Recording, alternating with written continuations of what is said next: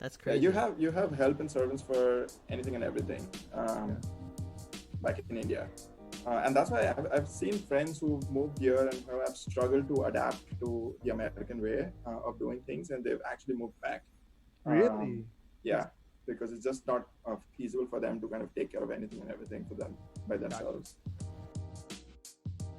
Hey there. Welcome to the Gluten-Free Organic Thoughts podcast, where you are encouraged to express your natural thoughts and views through casual, meaningful conversations that hopefully can lead to learning and understanding new perspectives. To find out more info, visit www.gfothoughts.com. Now, here are your hosts, Michael Wong and Robert Din. We hope you enjoy this episode. Hello, hello. Welcome back to another episode of Gluten-Free Organic Thoughts. This is Michael, your co-host. And for today's episode, we're going to talk about migration and transitioning to the U.S. I think this is something that I have personal experience to share with, and we're going to discuss our careers and our current career moves. So joining on in this discussion, we have a friend of ours, Rahul Shah, that will be sharing his experiences as he tells us where he's at. He provides a little background, and always joining us, co-hosting Robert Din.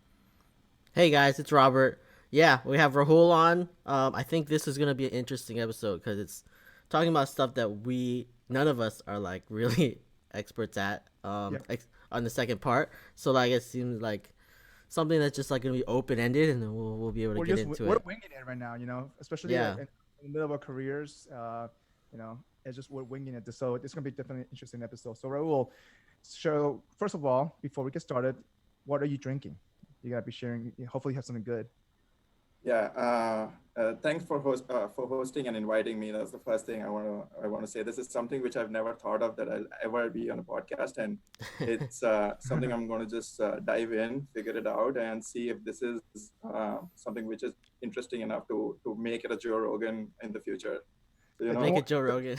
Hey, don't worry. Right now, we're hoping for only 16 views a week. So we're hoping we'll get there.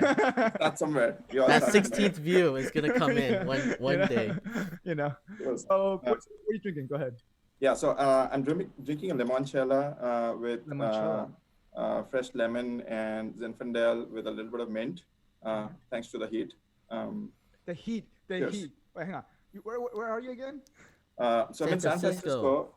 Okay. There's a heat warning today in San Francisco. Get out here. Was it 80 degrees heat warning? I'm not sure, but it was yesterday was really hot. I think yesterday like heat index was above 100 or something. Yeah, it's 77 high today right now in LA. So right now it's 89 degrees. Wow. Yeah, I'm one of them who doesn't like anything beyond 75. So yeah, it's a bad day for me. Yeah, it's too hot to go outside today. Robert, it's not like you go outside very often. Let's be honest. Yeah, honestly, I don't go out that often, but even so, I definitely don't want to go out even more because it's so hot. So what are you Stay drinking? in the air conditioning. I'm drinking. I have two things today. I'm drinking some Phil's coffee, Filtered Soul, and then I have like some Pinot Noir. People who have been watching my cooking has seen this Pinot Noir all week. So I've been drinking this all week. Yeah, wait, same bottle? Yeah. It's like one glass a day for the whole week. So I'm drinking this vodka. No, Russian vodka. What? There's no way. No, I'm just kidding. I actually haven't opened it. This was a gift. I read really great reviews about this. I'm just trying to find a special occasion to actually drink this. So maybe when COVID's over, I'm just gonna pop this, and chug it. Apparently, this is supposedly like 5 times better than Grey Goose or any American vodka. So, but how much are you gonna drink of it? You gonna drink the whole bottle by yourself? No, I just have a shot or two. No, but in reality, I'm drinking matcha tea. So, okay.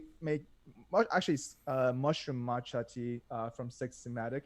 I mixed it with a little bit of oatmeal milk and a little bit of maple syrup in it. It tastes pretty good actually. You went from very interesting to pretty traditional. Yeah, no. You mean traditional for LA, right? Yeah. All right, so Rahul, tell us a bit about yourself. So how'd you meet Robert? Cool. So yeah, I'm born and raised in India, a city called Bombay, now called Mumbai. I love the Lived city. most of my life over there. Moved to San Francisco in 2015, and soon after, I joined my first job in San Francisco. I think within a few months, Robert joined the same company, part of the same team. We were just peers at the time, and I think that was the starting point to a great friendship, and we've just carried that forward even now. I'm so Even sorry when to hear we've that, by the way. left jobs and come back to I'm jobs. so sorry to hear that you met him. I'm so sorry to hear Wow, Mike, you're also in the same boat.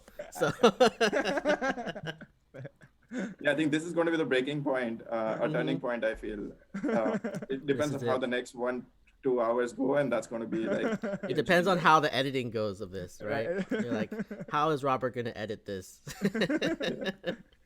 So what do you do? What do you do? Just wondering.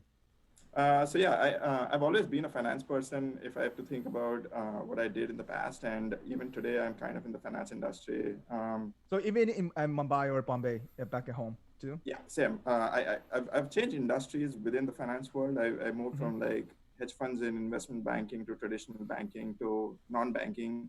Okay. And then coming here to San Francisco, I actually moved away from banking and got into fintech, which was more focused on. It's a good transition though. Yeah, it was a transition, and I wasn't really sure I'll get into something which was finance related. And we'll probably talk a little more about how that happened. But yeah, joining here at a company which was not hardcore finance was a great experience to transition into.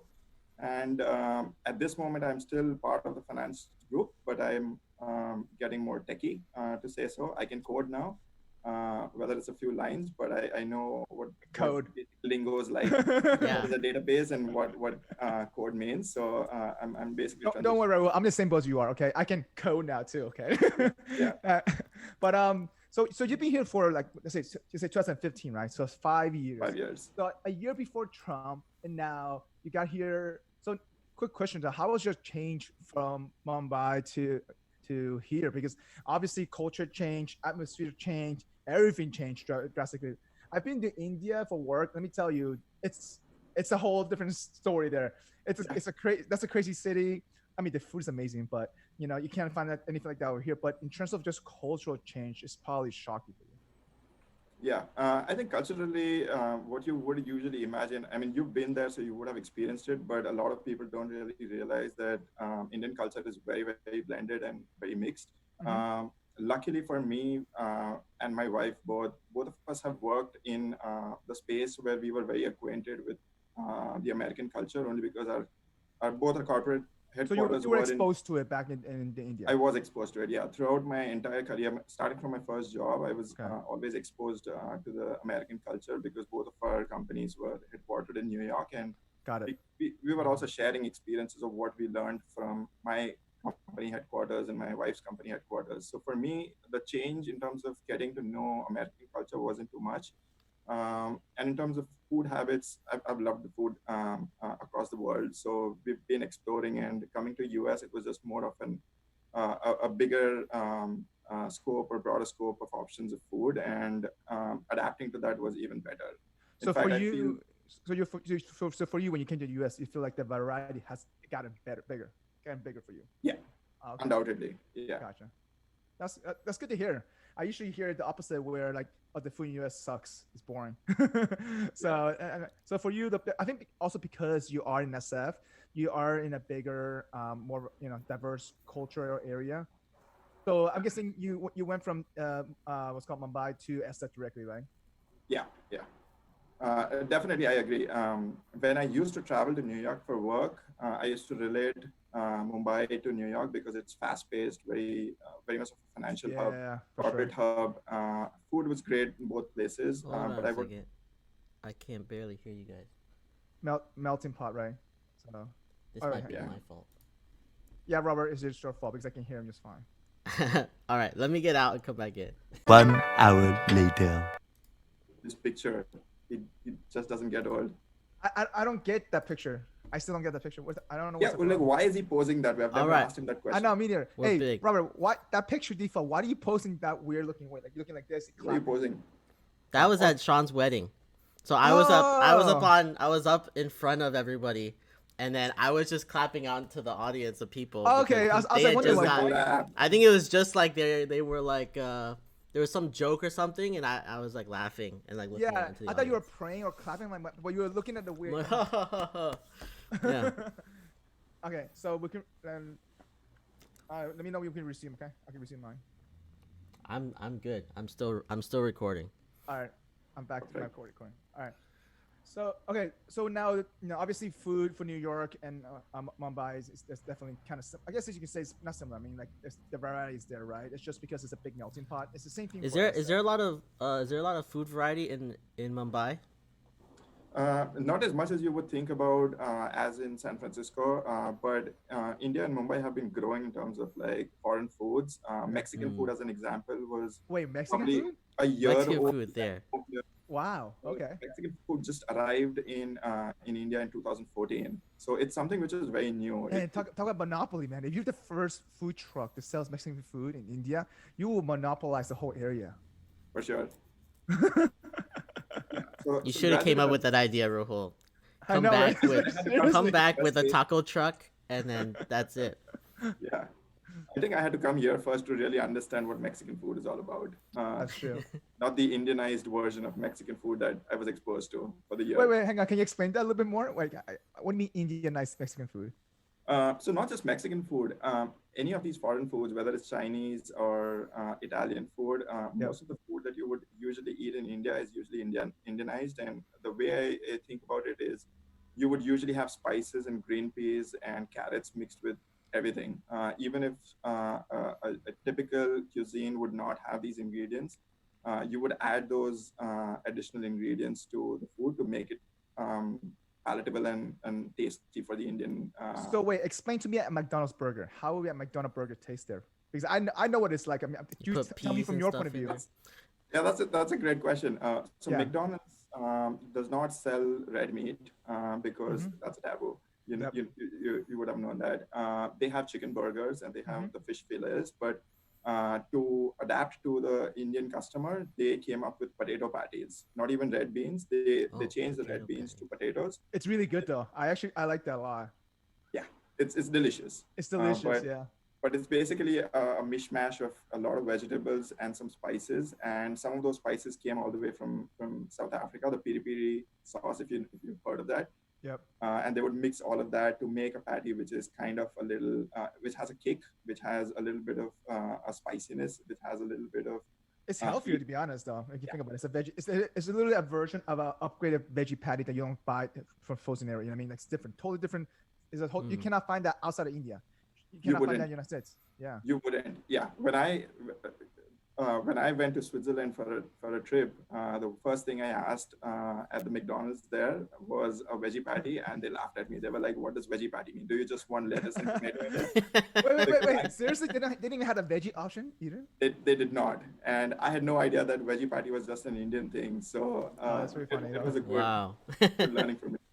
So explain an Italian dish in Mumbai. How would that be? Wait, is it like they just add Indian spices, or is it like actual ingredients and like? You would add Indian spices, you would add onions and garlic. So you asked about Italian food, right? Italian food, you would usually go with cheese and your sauces, maybe like a white sauce and pasta. your Alfredo sauce. Yeah. Yeah, but if you go for something like that in India, you would usually see, say, some greens on top of it. You will see garlic. You will see onions. You might see. I can imagine like an Alfredo masala sauce. Oh my god, that sounds so good though. Yeah, you can find that. But again, things are changing. So if you now go to India, you can get these two variations. You could get the more authentic Italian, and you could get the Indianized version of Italian. So they're being exposed to it more and more now. So A lot, yeah. gotcha. So when we came to San Francisco, it wasn't a challenge in terms of food, only because we were exposed to what we would usually eat along with all our friends in India. Plus, we were also exposed to food which is more authentic. So coming here, diving into the more authentic version of every kind of cuisine was great, and getting exposed to all this other food, like Ethiopian food and all kinds of things. Ethiopian food is amazing. I love Ethiopian food. was awesome. Yeah. Yeah. Especially like spicy Ethiopian food is great. It's good. Yeah. Yeah. Really, I have not had a good experience with Oh, Ethiopian dude, food. it's really good. So they do eat a lot of vegan stuff too as well, but also eat the beef. And so obviously, if you don't eat red meat, you wouldn't eat that portion of that. But it's amazing. It's great though. Yeah. So isn't it that's what they have? Like The sponge they thing. put everything on a bread or some Yeah, sort of it's spongy it's like bread, sponge. and Yeah. you eat like that. I did not like that at all. And, I and, didn't and they enjoy look it. at you weird if you eat it with a fork. So you gotta use your With a hands. fork and knife. Yeah. Yeah. Yeah, I ate it with my hands. I just didn't like that bread at all, like that Well, spongy there's two bread. different type of bread. There's one that's really thin, and there's one that's like actually super spongy. So, I did not like the Yeah. spongy one. Yeah. so Rahul, so how about the lifestyle? How was the accustoming to the lifestyle over there versus here for you? Yeah, that was a big change in terms of someone living there. So I'll go back in time. So Indian families traditionally and historically have usually stayed with their parents, and same was the case for me as well. That me and my wife, both even after marriage, we were staying with my parents, my mom and dad. Um, Coming from that kind of a background, staying with our parents, always having that help at home, and kind of having that bonding with the family. Coming to the US was a big transition in terms of what we were uh, into versus what we are getting into. But thankfully, my parents always wanted me to kind of get that experience abroad, and they had given me a lot of exposure to kind of live independently. Whether it was spending a lot of time outside home with friends and vacationing, or whether it was getting used to not depending on them. It was a big change. So did you mean like you had to do your own laundry when you came to the US? Yeah, everything, anything and everything. So again, talking about laundry, not only laundry is right. You know how Indians have this concept, this image of, sorry, the Americans have an image of India as the slumdog millionaire. I had an image of America to some extent where houses are completely isolated and you have to basically take care of anything and everything yourself, whether it's Oh yeah, yeah. plumbing to anything and everything. So I had this fear of coming to the US and trying to have to deal with all of that. But when I came here, at least I was much more relieved that it's not all of that craziness. It's just more of doing your own laundry, doing your own dishes, doing your own groceries. You also moved to a your... city. You moved to city though. Keep that in mind. If you moved to like the middle of Oklahoma. Alabama, you might have some different experiences. Yeah. Yeah, I wouldn't have been here if that would have been the case. I would have probably not moved in the first place. And even if I would have probably realized that this is not a place for me. So I think you moving from a super high density population to another density city population that's pretty much well, it's probably less dense. Do you feel like there was more space here now than you're back at home, right? I'm guessing. Do you feel like do you like that exposure more, like that open area? At home, it's probably the same. Really? But yeah, in the city, I feel San Francisco is less busy, less chaotic as compared to New York. If you think about it, for people who don't know Mumbai traffic and Mumbai population, you can relate it to how New York would get. You don't drive there. On a busy day. Yeah, so San Francisco is great from that perspective. It's a very walkable city as well. So it's very easy to kind of roam around and not bump into people, not run into people, not have to dodge people. No one's really yelling at you or pushing you while crossing the street. So we've enjoyed the aspect of living in the heart of the city, but at the same time, not too crazy. Not too busy, yeah. You said so like go back to you said like in Indian culture you stay with your parents. So I've been born and raised in Florida, so or in the US, so I don't have that same experience. We still had like a family culture, but when I couldn't imagine staying with my parents after I started 25, college. 26? No, like once I started college, I went on and like moved out, and then I don't think I could ever come back to living there. So yeah, adding to that though, so during the quarantine time, I was with my parents for 2 months. Let me tell you, 2 months, that was like really long for me. Yeah, I could. But I guess because we were all inside all the time, so I saw them more frequently than I wanted to see them. And plus my parents are a little bit more retired now, so it's kind of like literally was like 20 hours a day every single day.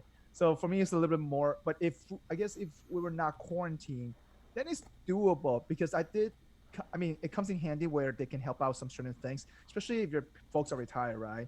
And especially like let me tell you, coming back from home cooked meal is nice. I'm not gonna lie, like That's you don't have to true. you don't worry about cooking. So Yeah. That's true. It's nice having food, but there's just I don't know. There was a period in my life where I don't think I could have stood it anymore. Like I was like well, pushing it's to get because out. you want that independent, right? I mean, at least for me, when I went once I went to Gainesville, I was like, yeah, this is awesome. Living by myself is great. Hmm. And then when I decided to, or at least let's say stay in Florida, I, one of the reasons why was because it was closer to my parents, just because my parents are a little bit older, so I was make sure if I'm able to access that and reach out to them, it's easy to do that. But now that I feel like that they're not working, so they have more time to do stuff for themselves. They have more time to take care of themselves. I feel like more comfortable like leaving them behind a little bit more. But I think ultimately, in the Asian culture, the same thing. Just like you tend to live with your parents until whatever 23, 24, and then you buy a house down the street. Literally, like you buy a house down the street. Yeah. And I'm sure that this. I mean, I'm sure a lot of people can probably relate to this. Like, it's I actually know a family who has 5 houses in the same street. Literally, 5 houses in the same street. And I'm like, Wow. it's like their aunt, their brothers and sister, and like literally, like they dominate the whole street. They could probably build an HOA if they wanted to. Crazy. But yeah, I'm sure. Yeah. Probably, I mean, so back at home, though, Rahul. So so like, what do you think is the typical average age people live at home till? Just wondering. Average age, I would say majority of the population lives with their families forever. Okay. Forever. Until they get Forever. married. Is Yeah. it because After they getting married, never after getting kids, yeah. is it because they never experienced living out on their own, or is it just because that's just what As a custom living. culturally you do? It's just a cultural norm that you usually Yeah. live with your parents and you. Oh, it's not for money purposes though. No, it's not for money purposes at all. I mean, it could be a factor to consider, but I think the driving factor for that to happen is mainly that it's the cultural norm to stay with families, with your parents. But a lot is changing. I've seen since the last 10 years, people are starting to move out. Even in the US, a lot of people here, if you go to Fremont, Sunnyvale, Santa Clara, a lot of people there still hold those cultural values, and you would see them with families. With their parents. But again, we are seeing a lot of trend change in India because of the whole westernization. So it's changing. But to answer your question, it's usually been forever. You would live with your parents, you would just inherit the property, you would inherit debt. You would basically live in that same place for most of your life. But things are changing. People move out, people change cities. That's becoming a new norm too, that people don't stick to the same city as compared to here, where people are changing cities all the time after school, during work. It's pretty easy here, and it's not an uncommon thing to think about. But in India, that was not a norm. I would say 10 years back. So do you see yourself going back, just wondering, and then inherit the house there, the parents' house?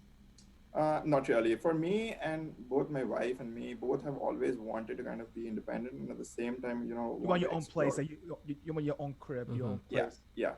It's being independent, wanting to explore things which we would have otherwise not have been exposed to, and that's kind of why we end up being here. And there's a lot more that we want to do. I mean, you're young still. Don't worry. Wait, do you have kids or not yet? No kids. Not yet. Yeah, dude, that's why you don't have kids. They have a dog. They have an Insta famous dog. Oh, really? It's a famous dog, huh? What kind of dog? She's a Cavapouchon. She's a mix of three different breeds: a Cavalier, a Poodle, and a Bichon. Oh wow. Okay, interesting. Yeah. That's an interesting mix. Yeah. Even she's not from San Francisco originally. She's born in Arkansas, and then we flew her over. Nice. All right. Yeah. Hey, so Rahul's getting trained up by the dog, so he's gonna have kids soon. Yeah. So yeah. Okay. First All step is a dog, and then kids. Yeah. It's like, I don't know about that. Yeah. Let me get used to managing a dog first. That's there we go. first stage. So now, have you moved around SF? I guess, or you're still at the same spot that you were 5 years ago? Just wondering. Like, I started here 5 years ago, and it was only for 2 months at first, and then we decided to go to Walnut Creek, only because the houses there were pretty good, and we realized that, Walnut Creek is not too difficult to travel, and also kind of centralized if we end up working somewhere else You have a car? in the East Bay. No car. At this moment, no car. So Okay. our thought was that we'll go to Walnut Creek, get a car, travel easily. Depending upon where the job locations are, it would be easy to come to the city or in the East Bay. Mhm. And we rented a place. We paid a deposit. We did not know Walnut Creek as such. So what we did is during peak hours, even while we were still staying in our apartment at San Francisco, we would go to Walnut Creek by BART at 7 a.m. in the morning. And then 8 a.m., like a typical person living in Walnut Creek, working in the city, we would travel along with all of those people via BART. Oh, so you went there and came back.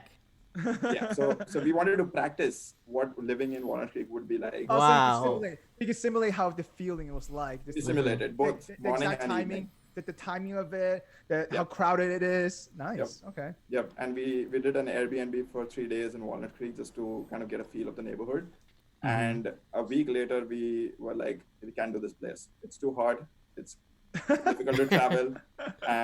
It's It far wasn't away. a place where you can just walk around and see something new. You don't see too many people on the streets. I love Yeah. walking. My wife loves walking. We love urban hiking in general. And Walnut Creek didn't seem to be a place where we It's would very fit much in. more So- suburban. Gotcha. so I ended up coming here. Took another apartment in the same apartment complex. We've changed apartments, but we are still in the same complex per se. Okay. Well, that's what Robert did. Robert changed apartment. He Yeah, just just he just in the moved same up. building. Well, I mean, so for me, I guess I never experienced the high rise in the city, but just because I feel like for me, that space is very well. It's not even the space; it's just that I guess the ability to able to kind of like move around. Okay, so for me, I didn't like to drive. In Miami, this is what you do. You park. There's the first 20 stories is parking, and then you go up to your building, right?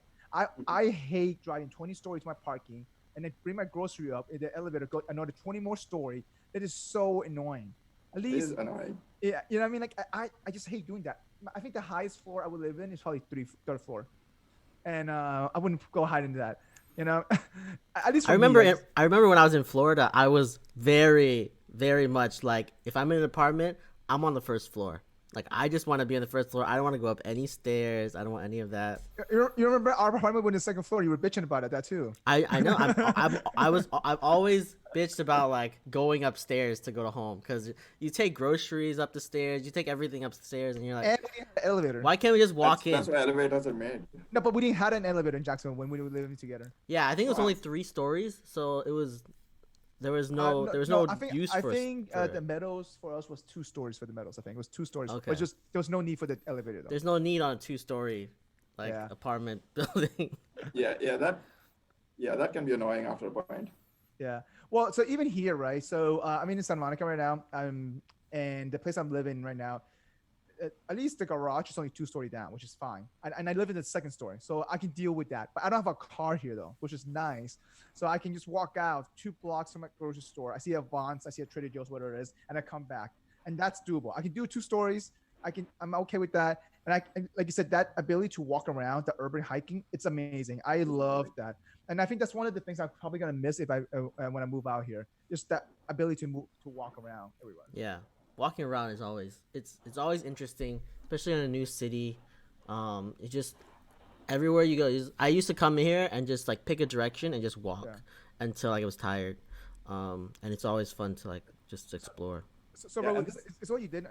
Is that what you did in Mumbai? You walked a lot, or did you have to? Yeah, we used to walk a lot, but again, the pollution wouldn't really allow you to walk too much because after a point in time, you'll be sweating and you'll be all dirty with the smoke and. So what's the weather like? Is it like Florida weather, very humid, 90 degrees like that, or is it very? It is humid. It usually gets in the 80s and 90s all the time, and it never gets too cold in Mumbai. It is a walkable city, but again, it's kind of a north to south versus a more circular or rectangular or square city. Yeah. So you can't really go from one corner to the other walking, but you can definitely walk 2 to 3 miles and have most of these things to explore in that region. So does your face turn black, and then after you walk 5-10 miles, you wipe yourself, you see the dirt. Yeah, and the for sure. There's so much Oh, dirt. Yeah, really? That's That's a crazy. given. Wow. I didn't know that. I Yeah, guess. it's just too many cars, too much pollution. So it But definitely. I thought it was expensive to have a car there, though. Not really. At least I never felt that. If you go back say 30 years, then yes. Yeah. But with the whole BPO industry, Mhm. with the industrialization, globalization happening, income increasing, Yeah. at least getting a car wasn't that difficult of a thing. Gotcha. So now that obviously now you've been here for a few years now, right? So what is one things that you think you'll learn from the American way, the culture? Do you think that you will take back with you if you ever to go back? Just wondering. Go back over there, Like- like take something from America to Yeah, India. I'm just wondering. Yeah. I think being self-sufficient and independent. In India, we depend on people and help for anything and everything. And What do you that's mean? something Hang on. I Yeah, know. what I know does where you're that going with mean? this. I know you're going with this, but I want you to elaborate this for those who don't know. Yeah, so in India, if you think about it, if you want to get your clothes ironed, there is a person who can basically do it for super cheap. If you want to get your house cleaned, you can basically hire them to come twice a day because that service is extremely Twice a cheap. day, Robert. Yeah, Twice a and day. they You Do you need it twice a day? Like, what are you doing in your house that you need it twice a day? I mean, think about it. If you go out and your face can turn dusty, Okay. if you walk around for say an hour, your houses do get dirty a lot. Oh, that's true. Also, how many people are in a house at a normal household in India? Since like you're living with your whole family, Probably like it's got to be a lot of people in each yeah, house. probably a right? lot of people. Yeah. Yeah, so you could have people who are just couples with kids. So that could be like two to four people on an average with two kids, with an assumption of that. But it could also be joint families where you have your dad and two of his brothers staying with all their kids and sometimes grandkids as well. So obviously those houses are bigger, but at the end of the day, you're talking about a huge family staying together. Gotcha. Okay. With that many people, I might be okay with someone coming twice a day to come To clean up. Yeah, especially if kids. So I can Yeah, see that. kids and stuff. Yeah, but it's again, you could divide and conquer. If you have so many people, maybe everyone takes care of some stuff. That's true. But if it's cheap enough, though, I think it becomes that your time is more valuable than money, I guess, right? But I guess in the United States, you can't really do that because it costs a lot more here to do that here. Yep. But sometimes your time is more valuable than it's cleaning. So at least I know that we have a person coming once a month for us to clean our apartment. But I tend to tidy it up every single day, though. But it's just meaning in terms of cleaning for us, like more like a deep cleaning, vacuuming the corners, dusting up the window sills, things like that. Like there's stuff that I don't normally have the time to do it because that takes more time. Also, Yep. do you ever find that when you call a cleaner, like you're pre-cleaning like a lot more? Like I Yeah. pre-clean my house before my cleaner comes every There's time. always pre-clean and post-clean. I'm like, oh man, I don't want her to think that I'm a slob, so let me clean stuff Makes it up. look bad. It makes at least, Yeah. organized, or at least organized Yeah, a little I bit better. know. So do you? Okay, so Rahul, then you consider. So it sounds like you humble yourself a little bit more now, I guess, in terms of like when you go back to Mumbai, like you don't take things for granted. Now you understand the hard work of actually doing your own laundry, right? Or Yeah. the hard work to actually what it takes to actually perhaps mop the floor and things like that. Anything and everything. I feel that doing things yourself also kind of makes you feel a little more. It's rewarding. It is though. It is. Yeah, rewarding. it is rewarding if you kind of feel that you've achieved something. It could become a chore, and there are people who would hate it. But at the Yeah. same time, at the end of the day, it's like a sense of achievement or sense of accomplishment that, okay, fine, you're able to do it independently, self-sufficient, without any dependency. Well, because of habit, right? At that point, so It's I a know. habit. Yeah, and like when you wake up, first things you do, you make your bed. It's like the first thing you've done already. Check mark. You completed something. You know what I mean? So for me, Yeah. it's like an initial Kickstarter to get stuff done. I think personally that habit it's kind of nice to have, because especially during quarantine time, not having that set routine. Like for me, at the beginning of the quarantine, I literally just got up. I made my bed, but I never dressed up. Or I never did anything. And then my routine became very disaster. So I said, I need to start, be more meticulous about it. I need to start getting stuff done, getting more flow going. At least that's Yeah. personal. At least that's Yeah. me though. Yeah, for sure. Yeah. For sure. Also, in India, don't you guys have servants and stuff? Because every time I Yeah. talk to people, they're like, yeah, you have drivers, you have servants that are doing Yeah, everything Rahul, how many that you need. drivers and servants you had? Just one. Yeah. I 'Cause- used to love driving, so I never hired a driver. But yeah, when my mom and dad used to want to go anywhere and I was busy, then we would hire a temporary driver. Okay. He would just come for a few hours, take them somewhere, That's drop nice them though to back. have the. It's like the Uber Express for the whole day, pretty much. Yeah, I know, yeah. That's yeah. crazy. You have help and servants for anything and everything. Yeah. Back in India. And that's why I've seen friends who moved here and who have struggled to adapt to the American way of doing things, and they've actually moved back. Really? Yeah, because it's just not feasible for them to kind of take care of anything and everything for them by themselves. So it's a trust factor there a big deal. But I guess I'm not sure how it is in obviously back at home for you. Like when you hire a maid, like do you look at reviews like because trust factor I think has to play a role in that, right? Mhm. Yeah, yeah. I think it's kind of a given only because when you're talking about help or servants, these are people who are working at multiple apartments or multiple houses in and around you at all your friends' place. They're usually references, so it automatically becomes I guess it's a small reliable. community. Everyone talks about everything, so it's about the amount of referral. They're not gonna refer that person to you, I guess. Yeah, yeah. I guess. Or they do one big hit where they get everything from all their whole thing, and then there's one hit and they're gone. That's all they needed. I mean, I think my roommate heard from her.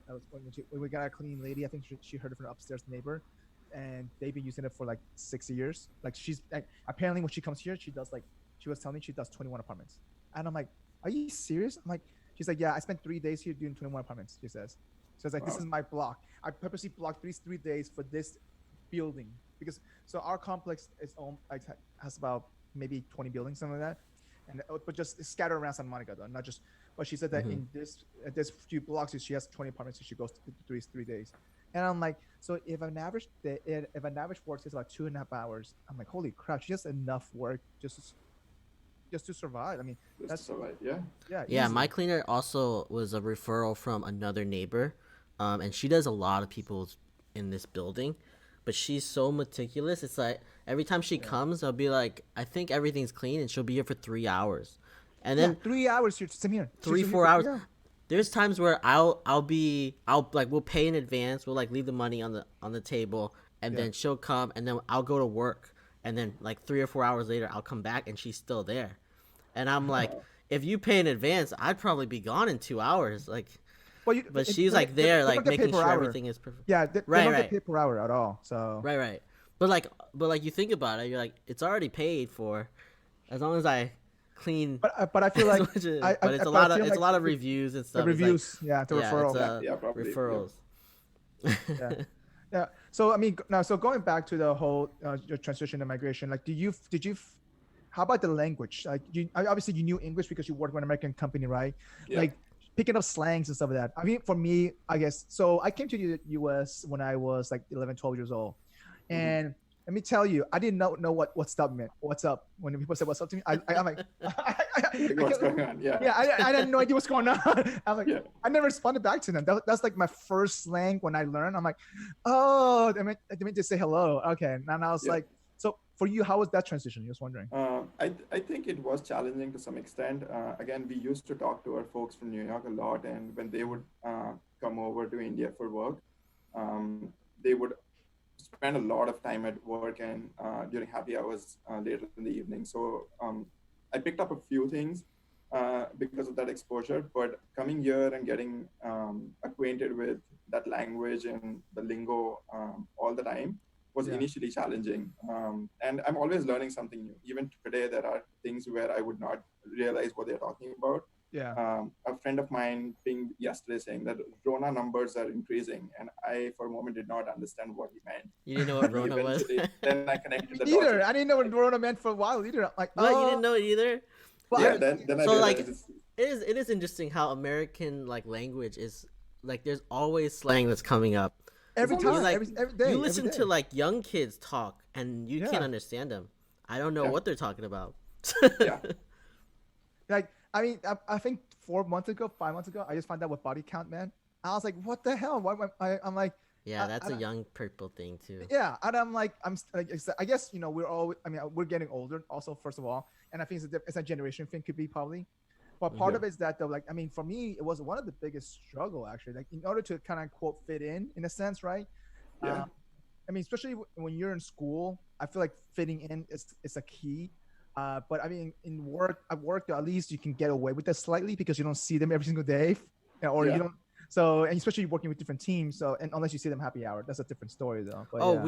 we also had a thing where like my like the slang that we would use, Mike, in college was different than the people that I was working with because they were like a younger generation slightly. They were like 5 years younger or something.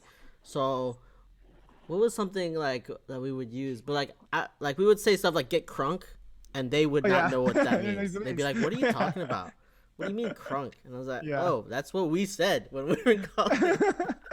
Yeah, That's how I know- that's become a thing has become a thing since like 2 years now, thanks to Robert with a lot of our friends that we use the term, which otherwise we would have not learned at all. for Yeah. sure.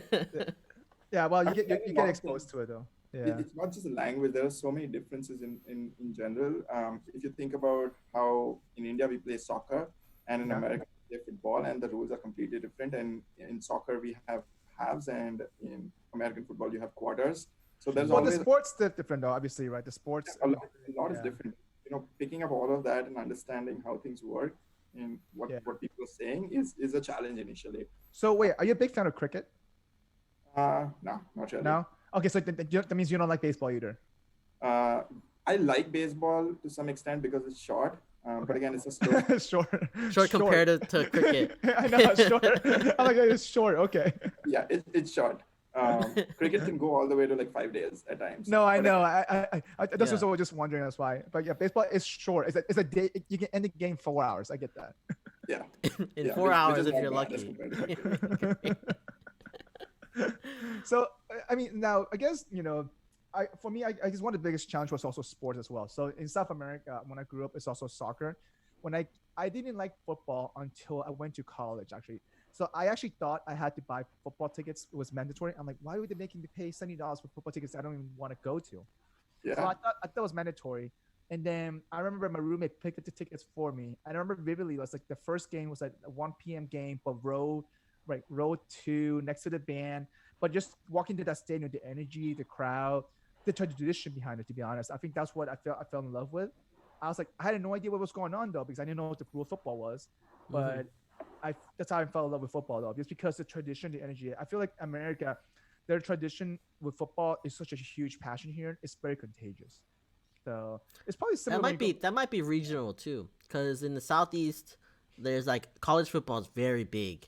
That's true. But in the rest of the U.S., it's mostly either your professional football or well, nothing. in the Northeast is too though. The college football is very big too as well, because it's very traditional there too as well. You have your Notre Dame, your Penn State. Keep that in mind. Mhm. And I'm sure Yeah. probably back in Mumbai, cricket it's a huge traditional sport, right? Cricket, yeah, they say cricket is a religion there. Yeah. Cricket is big. It's also kind of a big business, not just a sport in general. Probably $1 billion in industry there, yeah. probably easily. Yeah, Yeah, and I'm pretty sure the gambling behind that is even crazier. yeah, it's crazy. It's a lot. Yeah, I mean, so my first sports that was being exposed to actually in the United States was actually hockey. I actually never thought I Hockey, would. really. So I went to my first hockey game because it was free. So my parents own a couple of restaurants in South Florida, and apparently the CMO of the Florida Panthers always loved coming to our place, which I didn't even know who he was. So he was lift tickets for my parents as tips to my parents, and my parents, it was like literally first row, right next to the bench, everything like and then Wow. buffet in the back, and you want to go upstairs get food, but literally like we didn't know any better, right? My parents don't follow sports, so my parents always. This is in Miami. This is Miami, yeah, in Florida, in Fort Lauderdale, Sunrise. So we always got tickets to every single Saturday game when they were home, and I was so spoiled just by watching, and I fell in love watching hockey. I was like, holy crap, this is a fast-paced sport. It's violent, and and I follow hockey all the way until college, and that's when I stopped following because I stopped going to the game. But yeah, it was great though, hockey. I thought. Yeah, my first sport was basketball. It was always basketball. Well, I played soccer, but then I watched basketball a lot, and my parents owned a store, and we had like a couple customers who had like season tickets, and then to the Magic, and the That's Magic. how you guys post. That's how you guys supposed to do it, like by going to the game. Yeah, yeah, and the Magic started the year that I was born, so like they're as old as I am, like the Orlando Magic. Oh, oh wow. Yeah, so like we would have customers come in and they would like leave tickets, and I used to love going to the games. Like that was like my favorite time to go to the Magic games. You know, I've only been to one Heat game. One Heat game. Yeah, it was. You're it not was a real Dwayne- Heat fan. No, it was Dwayne Wade rookie year. When the reason why I went to that game because somebody gave me a ticket just because you couldn't go. But I've seen the Heat in Orlando more than I've seen the Heat in South Florida. One Heat game in South Florida, yeah. I've seen the Heat in Orlando at least probably hundreds of times, and but I've not seen the Heat in South Florida. I've seen them once in South Florida. That's it. It's really weird. I've gone to a lot more Magic games here in in the Bay than I You live have in the Bay, in Orlando. going to Orlando. Because when we got tickets, I was little, and like it was very rare. Like it was only once in a while, right? But then we got older, and I never lived in Orlando, so I never got tickets. And then coming here, I was like, you know what? They come here every year, so I've gone every year to go watch a game. So Rahul, when you came to the States, so did you develop a new passion? Just wondering. With sports, I've started liking basketball a lot. Yeah. I never used to watch cricket, so I've never missed that sport in general. I still watch Formula One. That was something which I've picked up. Formula from friends One. and- Formula One. Oh wow. Yeah. I see. Okay, you gotta explain that to me because I cannot sit there watch that car going around in a circle for like 5 hours. No, You- Formula you One's need to not a get into the circle though. details.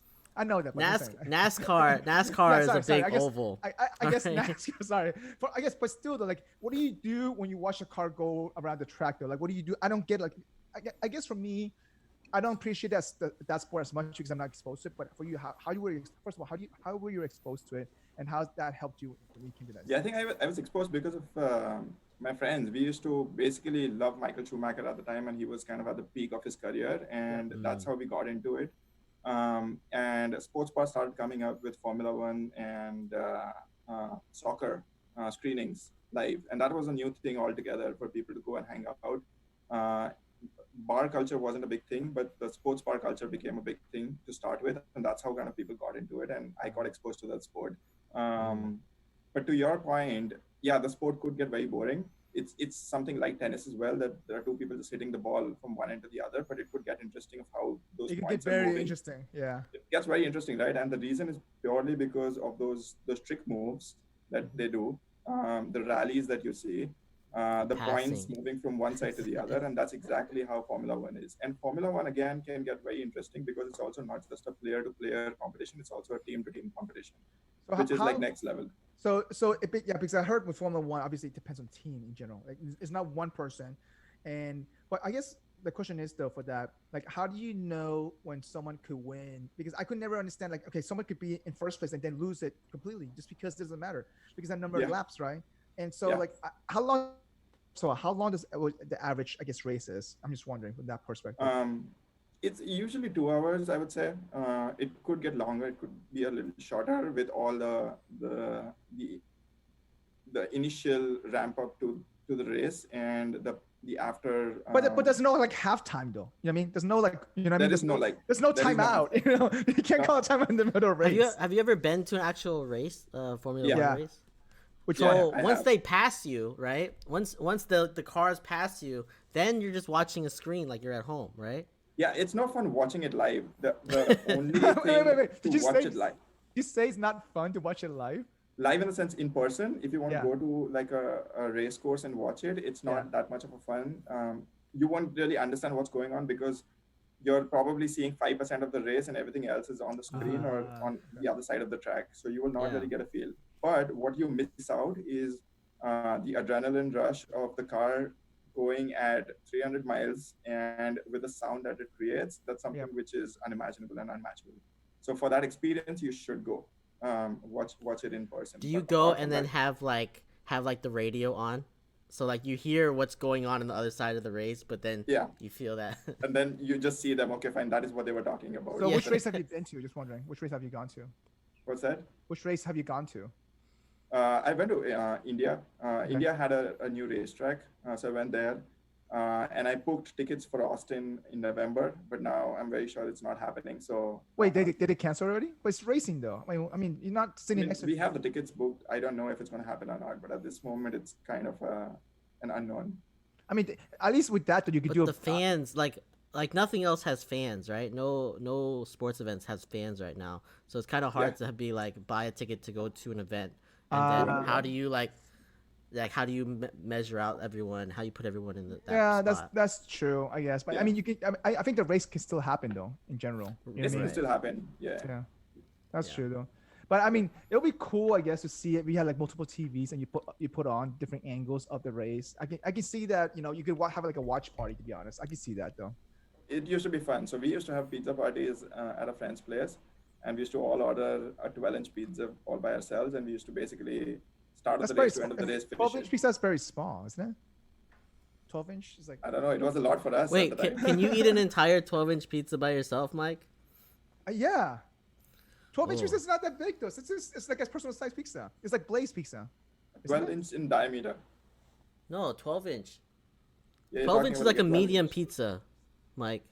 Yeah, I can eat a medium pizza myself. Yeah, but it Okay. has to He be. has an appetite. Well, Yeah.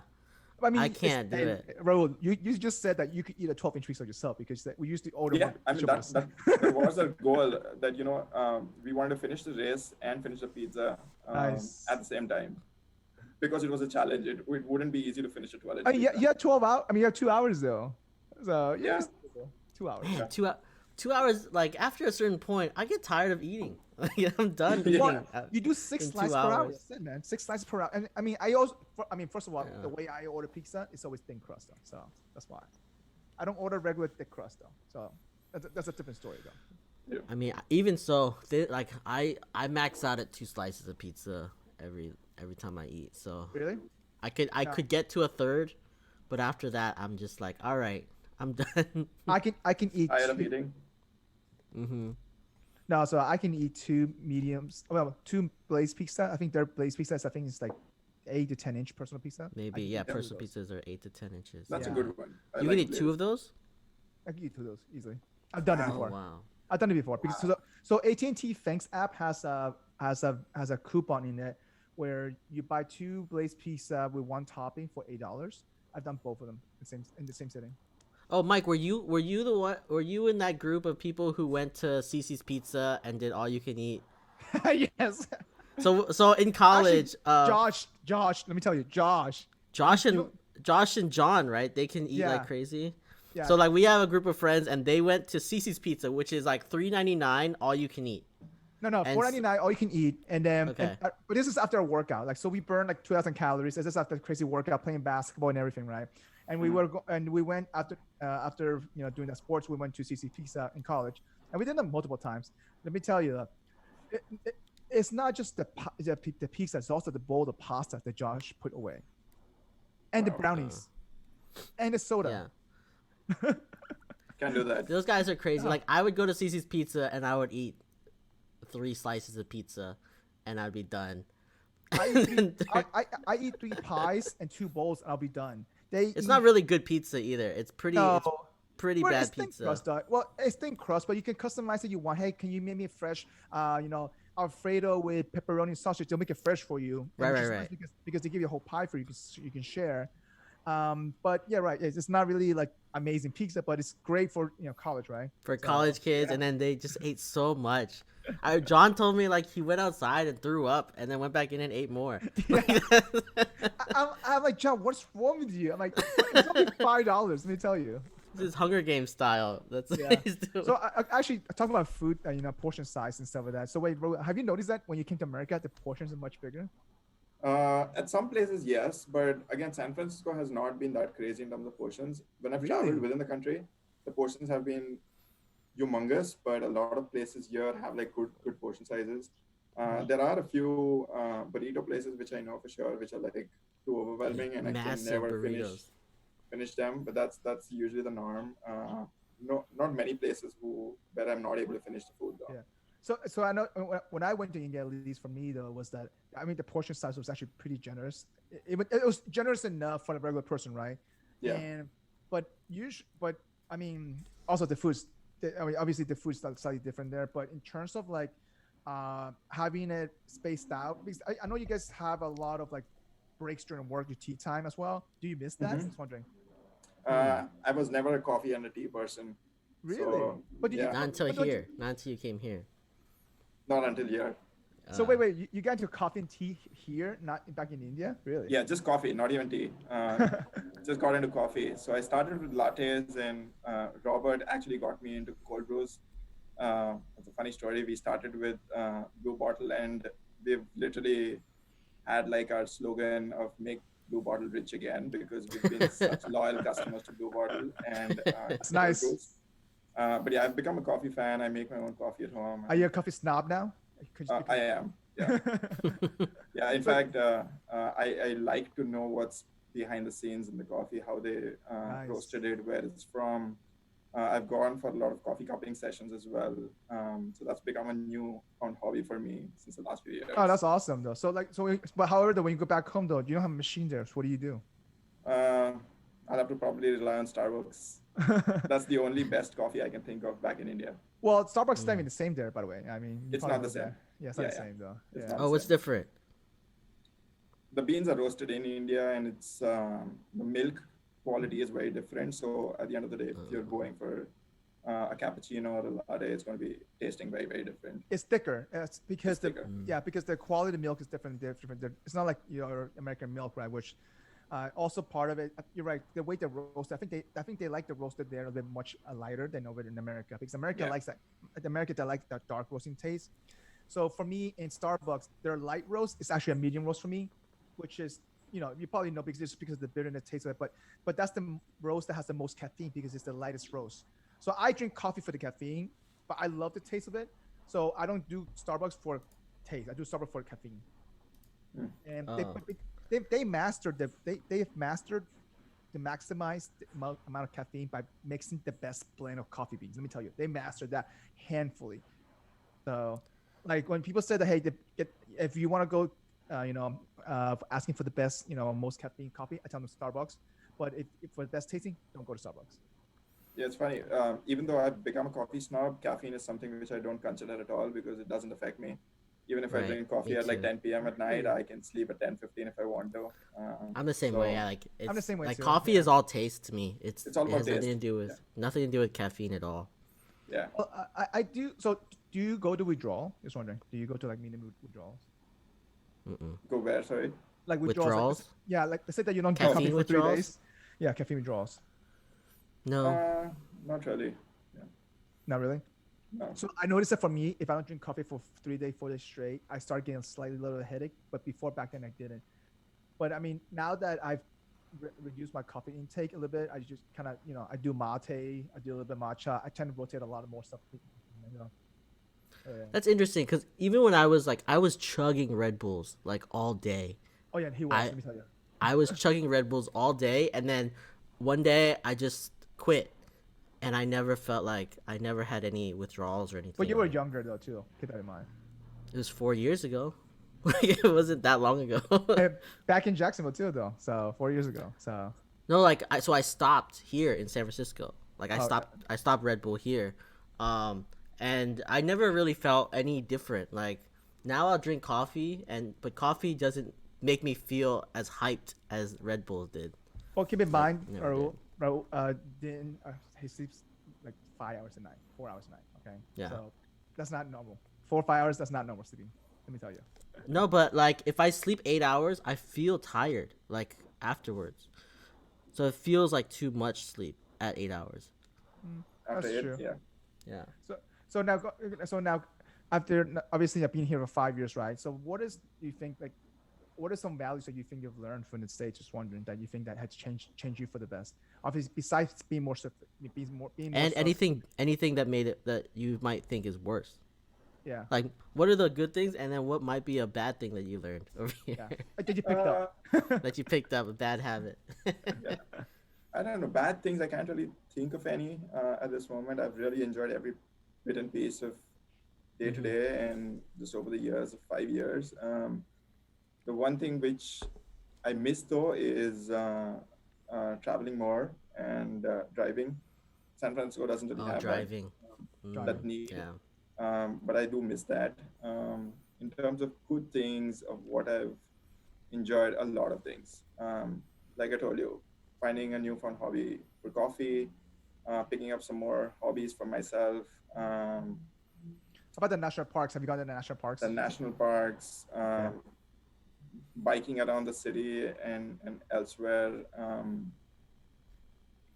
I mean, there are a ton of things. If I have to start naming them and listing Gotcha. them, it's going to be a lot. But it's been a great experience so far. So for me though, I think the bad things that I kind of like I picked up in a sense that I feel like sometimes we become, I guess, too entitled for certain things, and you don't realize that until you go back to other places and you realize, oh wow, we're lucky to have this. You know what I mean? So for me, at least that thing, at least it's a good and bad. Like when I realize it more, like okay, we take things for granted a little bit sometimes, and then you know how it is, because especially if you're coming from a That's third true. world country, it's kind of like, and then you don't, but then when I travel and come back home, like okay, I need to appreciate this more. Yeah. Mm. Yeah, no, I agree. I now that you say so, I if I have to think about it, yes, a lot of things would be taken for granted if you wouldn't have that as day to day. Yeah. A simple thing could be like all these mom and pop restaurants and Yeah, cafes with serve like that's awesome true. food. Mm-hmm. Outside San Francisco, I don't know, or outside California, I don't know how many places offer that. And even back in India, it's not easy to find that quality of food. And that's something which is kind of a negative if you have to think about it. That if I go back to India, I may not realize that, this was a thing which is only San Francisco, California based thing. And I am going to miss out on it if I'm not here. Gotcha. I think about like if I ever move away, I'm like, where would I get my blue bottle coffee? And like, Yeah. I don't have that anymore. I don't have. Yeah. Well, I mean, I feel also from an education and career perspective, I feel like you can carve out whatever you want here. If you had the mindset and the goal, I think the flexibility and freedom here to carve that out, I think is greater than anywhere else outside. At least I think it would have been much harder coming from South America to do that as well. And not only that, also you think about it, if it came from China, the competition was just more fierce.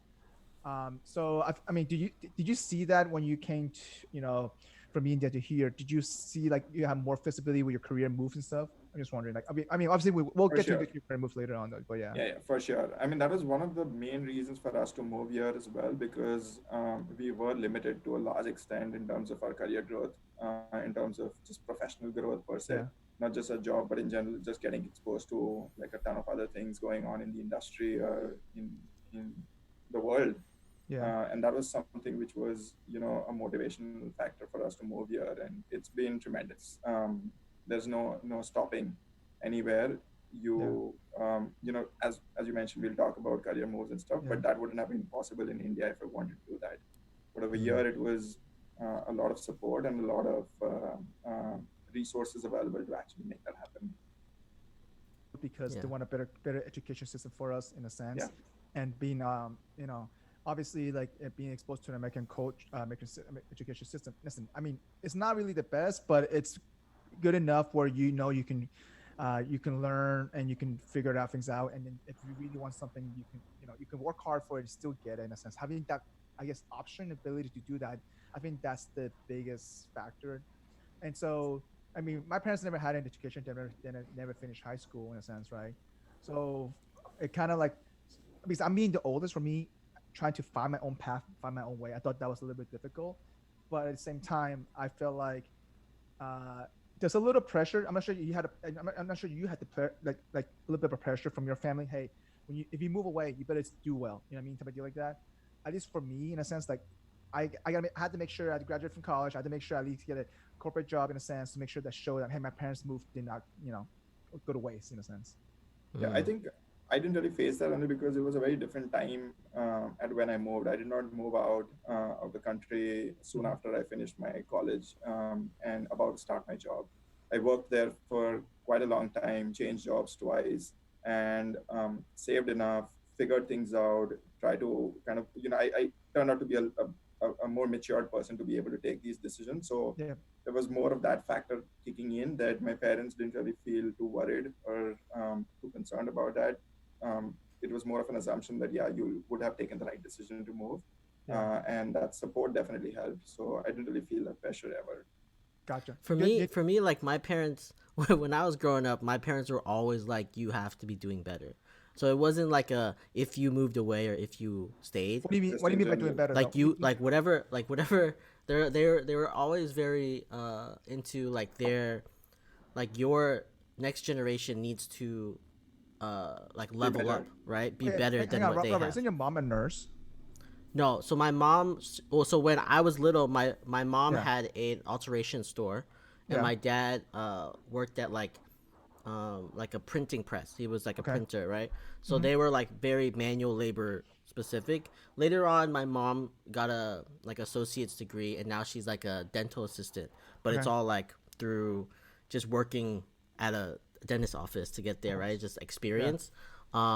So but like they were always like, you have to like our kids are going to be better than us. Like That's they're always true. just like The next generation elevating, has to be better. right? Yeah. They have to be better, and it didn't matter like whether I stayed in Orlando or moved somewhere else. They're always like, you have to be doing better than what we were Gotcha. doing. That makes sense too. Like, and from that aspect of that, for me, like, I guess it wasn't really necessarily like as the pressure. It's just that because me being the oldest, so I just set example for my sibling as well. So I'm not sure how many siblings you have, Raul, like if you're the oldest or not. But An elder sister, yeah. so you have a younger sister, right? Is she here Elder. too? Oh, Elder older sister. Okay, is she Yeah. here or is she? No, she's back in India. Yeah, and so like at least for you though, from that part perspective, at least for me, I had to at least set some bars, I guess, to make sure That makes sense. like, and because obviously a lot of the siblings look up to you in a sense. For me, at least my pressure felt that way. It's like me and my little sister will always compete against each other for the stupidest thing of all, just because that's just a personality. But also, I think because my little sister, tends to, I guess, hey, okay, he did that, I'm gonna do it better. So she always try to Yeah. top. So I think that keeps me on my toe as well, to a part of it though. So I think my Yeah. sister is not like that. She's very much like angry about how well I do because she's always following, right? So if I do well, then like the next, so like when I went to like high school, I was very outgoing, and I was like pushing a lot of limits and like doing really well. And so when she came into high school, she went to the same IB school, and then they were like, "Oh, you're Robert's sister," and like she was like labeled Oh. as Robert's sister. that is hilarious. Yeah, so she hated it. She hated everything about being Robert's sister. So, Oh, wait, that's right, because she probably has the same teachers, right? You think about it. yeah, so all the same teachers and like Yeah. like all of the administration, they all knew me because I was in all kinds of different things, and yeah, so it was crazy. So did you look up to your older sister, I guess, or just did you always own independent? I guess I think being a boy, being a younger boy is different though too, probably though. Initially, yes. During my first few years at school, I was a very, very shy kid. So for me, it was more about, I did not have my friends. My friends were my sister's friends, basically. Oh, Yeah. So I used to hang out with. How much older is she? 3 years. it's not that okay. much older. Okay. Yeah. Yeah. I used to hang out with her friends a lot. So there was that dependency and that kind of, that I'll do whatever you do thing. But then eventually we both went into two different directions. She studied something in the science field, and I was not a science person Gotcha. at the time. Even though eventually I wanted to get into science, but at the time I wasn't. So she started doing things which were very different than my interests, and we started doing very different things. I had my own set of friends, and things changed since then. But Yeah. the level of competition always existed about wanting to do similar things but better among the two of us, and fighting over silly things. So that was a norm. Yeah. It's like now it's like, what is your net worth now? Yeah. I don't know if that's something on her mind and mind, but yeah, if you think about it, that is the thing, right? It's always there. No, it's funny though. I mean, so me and my sister are about 6.5 years apart, so it's different though for like the youngest one. But obviously so I have another sister in between. She's like only a year and a half, younger than me. I mean, but me and her not like that. We actually complement pretty well with each other in a sense. And but me and the little one, like we're like always head on about the stupidest thing of all. Like Yeah, but, my sister's 7 years younger than me too. yeah. She's like 7 years. But All right. that's just hard. So okay, so with that in mind, guys. Okay, so we're gonna transition into the funny MSG session. So Yeah, extra MSG session. yeah. Let's go. So I think Rahul, you want to share yours first? Just wondering. So let's go to the chat. Sure. Yeah. So he sent me a PowerPoint What? presentation. Yeah. With all I these wasn't memes sure on it. how are we supposed to share this, and I didn't really want to kill time clicking 10 buttons. So Yeah. So I'm gonna send it to the chat, Okay. and then you guys can open it up, and then I'll open it up on my end. A PowerPoint presentation. That's nice. Yeah. You came prepared. PowerPoint presentation. Let me switch over so people can see what we're looking at. All right. You have it open, Mike? I have it open. Oh my god, this All is right. good. First one. Taking jobs to build up your resume is the same as saving up sex for old age. So for those people who are not looking, just listening in, it's it's a picture of Warren Buffett, by the way. Oh yeah, picture of Warren Buffett, and it's a quote from him. Taking jobs to build up your resume is the same as saving up sex for old age.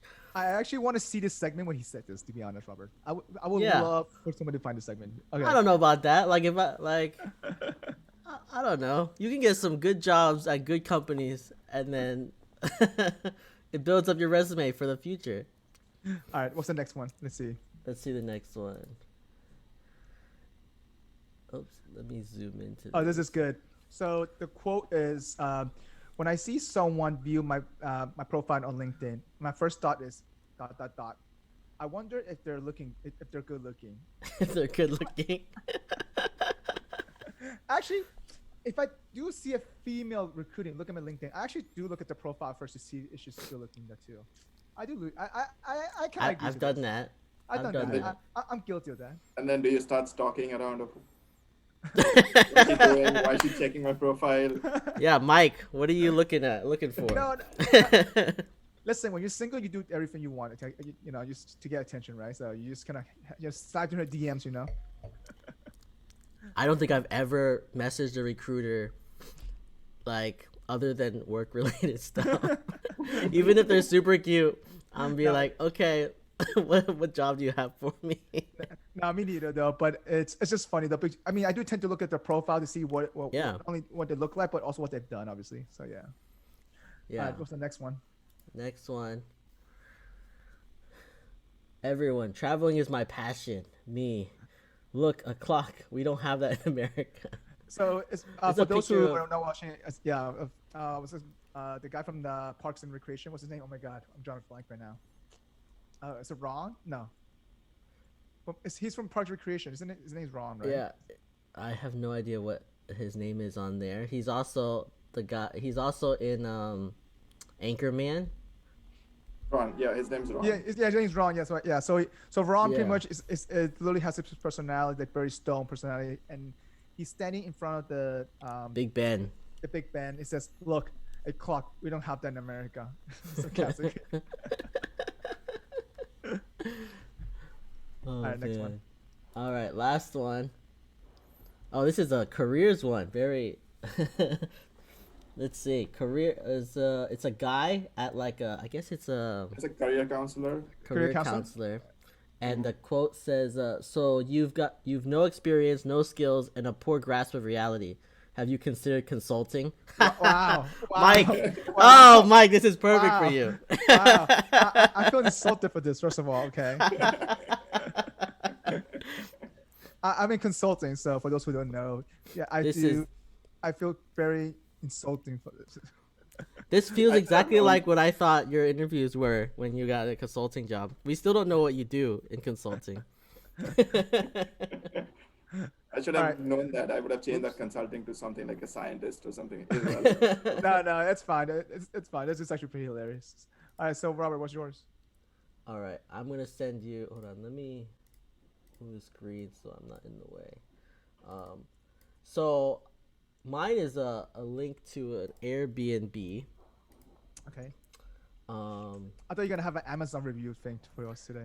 know I usually I've been having Amazon reviews lately, but I saw this come up on my feed. It's an Airbnb to the last Blockbuster Wait, what? that's They left. turned- They're doing a sleepover for the end Wow. of summer, where $4 a night? come for $4 a night. Yep, and you can stay at the last Blockbuster and watch movies and stuff. That's pretty dope though. Look at the VHS set, some of that free snacks. Yeah, isn't it? That cool? snacks cost more than the Airbnb itself. It looks nice. It looks nice and legit. Yeah. So they're doing this promotion, I guess, where $4 a night you can stay there, and watch movies. If I was Looks a like homeless the guy, 90s. I would. If I was a homeless guy, I would book all those nights. Well, With snacks? Yeah, why not?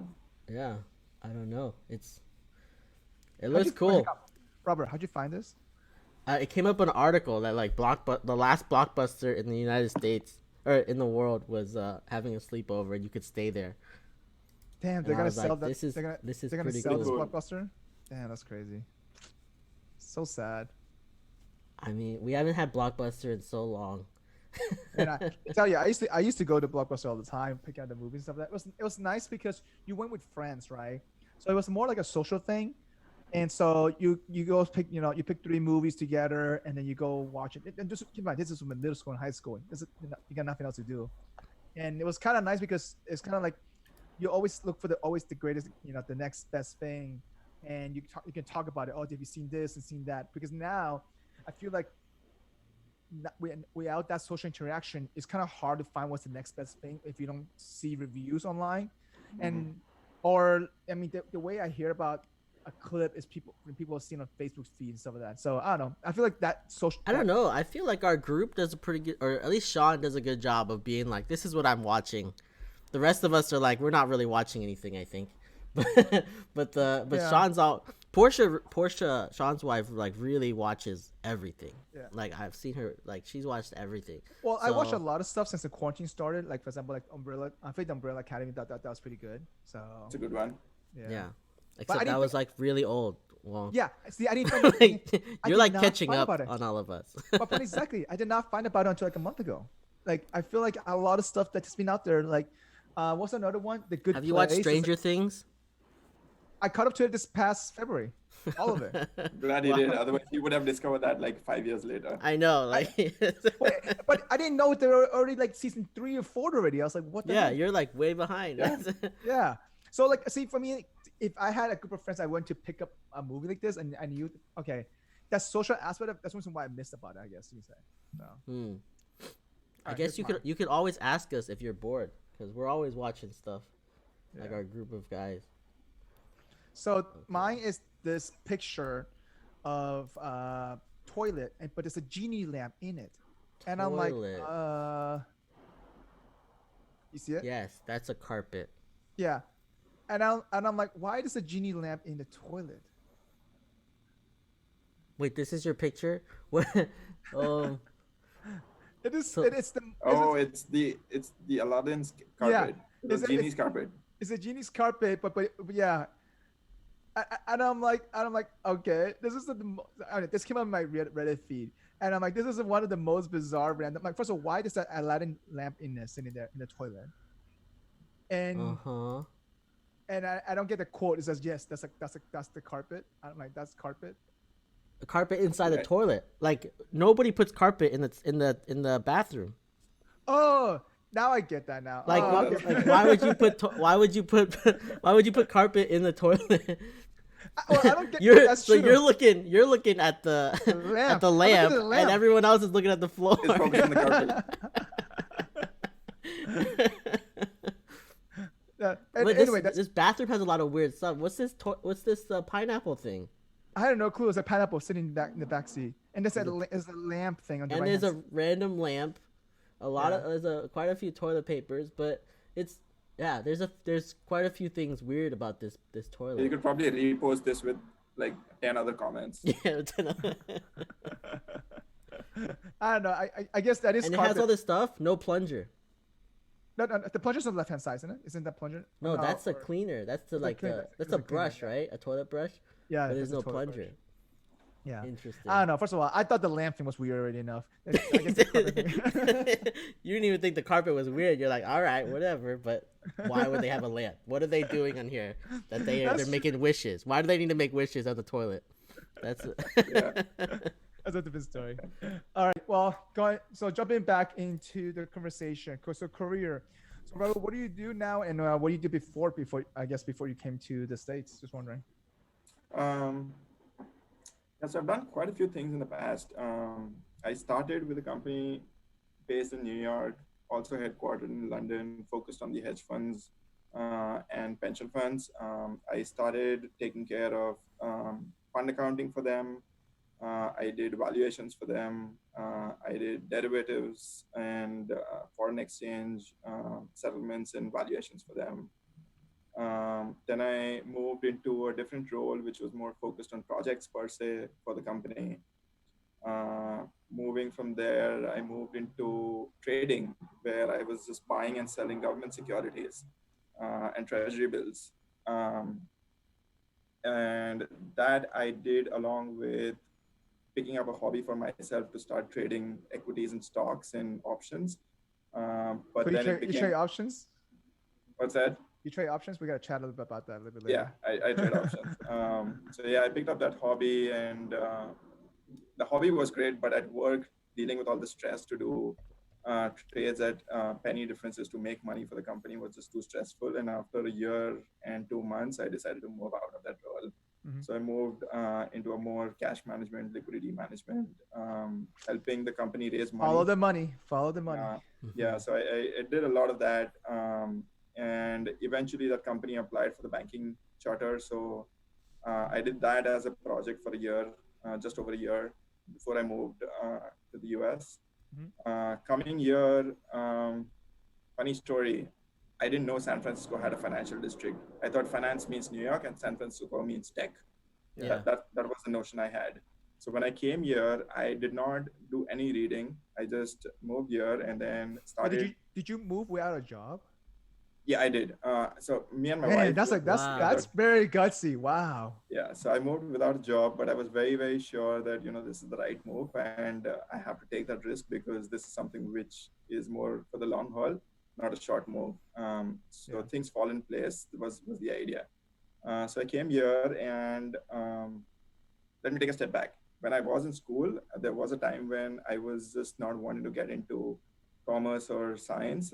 So I started picking up programming as something for my long-term career. And I did like a 2-year program, learning everything from HTML to... So you're like a boot camp, pretty much.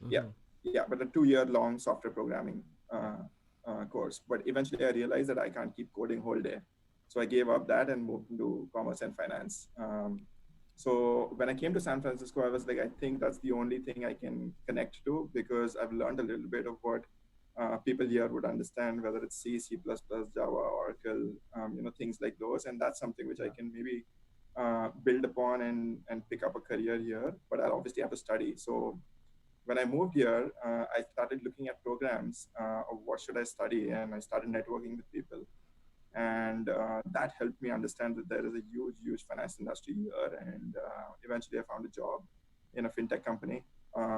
So I was happy because that did give me an exposure into the tech side, but at the same time, I could use some of my finance experience. It's like a good bridge between the two. So yeah, it was a good mix, good blend. And I wanted to kind of experience something new. Well, that experience, it helps you transition, and I guess it helped out as well. It helped transition a lot. So I still had the fundamental knowledge, and building upon making it efficient with the help of tech was a learning experience. And 3 years into managing that for the treasury team in the company that I was at, Robert and I were part of the same team. So I kind of started liking the tech side or the data side of it more. Mm-hmm. And eventually I moved into a more data-focused data analytics role. So how do you know? Hang on, take a pause there for a second. How do you know what the next step was? Because sometimes it's hard to identify the next role. You know what I mean? Yeah, it's always hard. I think for me, what I've done is every 2 years-ish, and that's not something which I've stuck to as a norm, that it's 2 years, so I have to start thinking about what's next. Do like a self-audit, like a self-audit. I always do self audit. Every 6 months to a year, I do self audit. I introspect. I think about, is it really something I'm enjoying? Is it something that I'm wanting to do more of? And is there a lot more that I can do here? And even gain experience, right? It's both ways. What can I do and what can I learn out of this? Yeah. And where do I fit in? So every 2 years, I've felt the need to kind of do something different. And all these changes that have happened over the last 12 years of my career have Yeah. happened because of the same reason of feeling the complacency. And Mm. That's awesome though. I again, mean, because most people, I've usually, no, I'm saying that's awesome because most people get complacent very easily. That's why. yeah, yeah. So for me, it was more about, talking to a lot of people and trying to see what people are doing. And I would find motivation there, not intentionally, but subconsciously. I would start to get inclined to some things, and that is why I was like, okay, I think I need to, move towards a different career path, Yeah. do some things different, but still leverage all the experience, right? I cannot go into something which is completely different and struggle too much as a beginner in that field. So I used to kind of leverage whatever experience I had and build upon that. And even today, when I moved into this new job 4 months back, it's kind of a big shift from my previous experience. So what are you doing now? Sorry. So I'm still in analytics, but it's more data analytics now and Got it. way less finance. I'm not into any kind of a process-oriented finance Gotcha. number crunching job anymore. Gotcha. But it's more about looking at data and trying to kind of visualize it. It's kind of a business intelligence role, but Got it. it helps me basically put a lot of data together, numbers together to help the company take decisions. Got it. So it's more focused on analysis and strategy versus, say, executing on financial transactions. Yeah. So like random question, but not. It's kind of related to career, but not really. But so have your parents, when you tell this to your parents, have they gotten a backslash for you saying, hey, when are you going to settle down and actually have a real job or have a real career? Yeah. So it's funny. So both my parents, my mom was a teacher uh, for a while, and she used to teach school students, and she used to teach language. So for her, finance is not something which she would relate to. And my dad, obviously, he had a business and he would relate to finance, but it was more of a small business. So for him to think about corporate finance per se was again something which was very disconnected to. Yeah. So when they have seen me change careers and talk about all of these things, it's Every always 2 been years, like, by the way. yeah, Yeah. yeah, it's always been like Greek and Latin to them, Yeah. to understand what that really means in terms of what's this change like. Yeah. But it was more progressive in the sense that I'm trying to do something more than what I'm already doing. Yeah. And one of my uncles has been like my support system, kind of a mentor to me since a very, very long time. So That's nice though to have because yeah, so he's been an advisor to me. And, Yeah. since I have always consulted him, at least in my initial 6 to 7 years of my career, a lot. My parents were always, rest assured that I'm in good hands. I won't really slip through the cracks. So at least you have that, so your uncle can back you up. So I don't have that situation. So here, let me tell you. Yeah, I have a question with Mike. Yeah. Like your question was very specific. It seems like that's what your parents would be asking. Because Yes. if you told my parents I'm doing consulting, they would also be like, "What does that even mean? Like, when are you gonna actually do something?"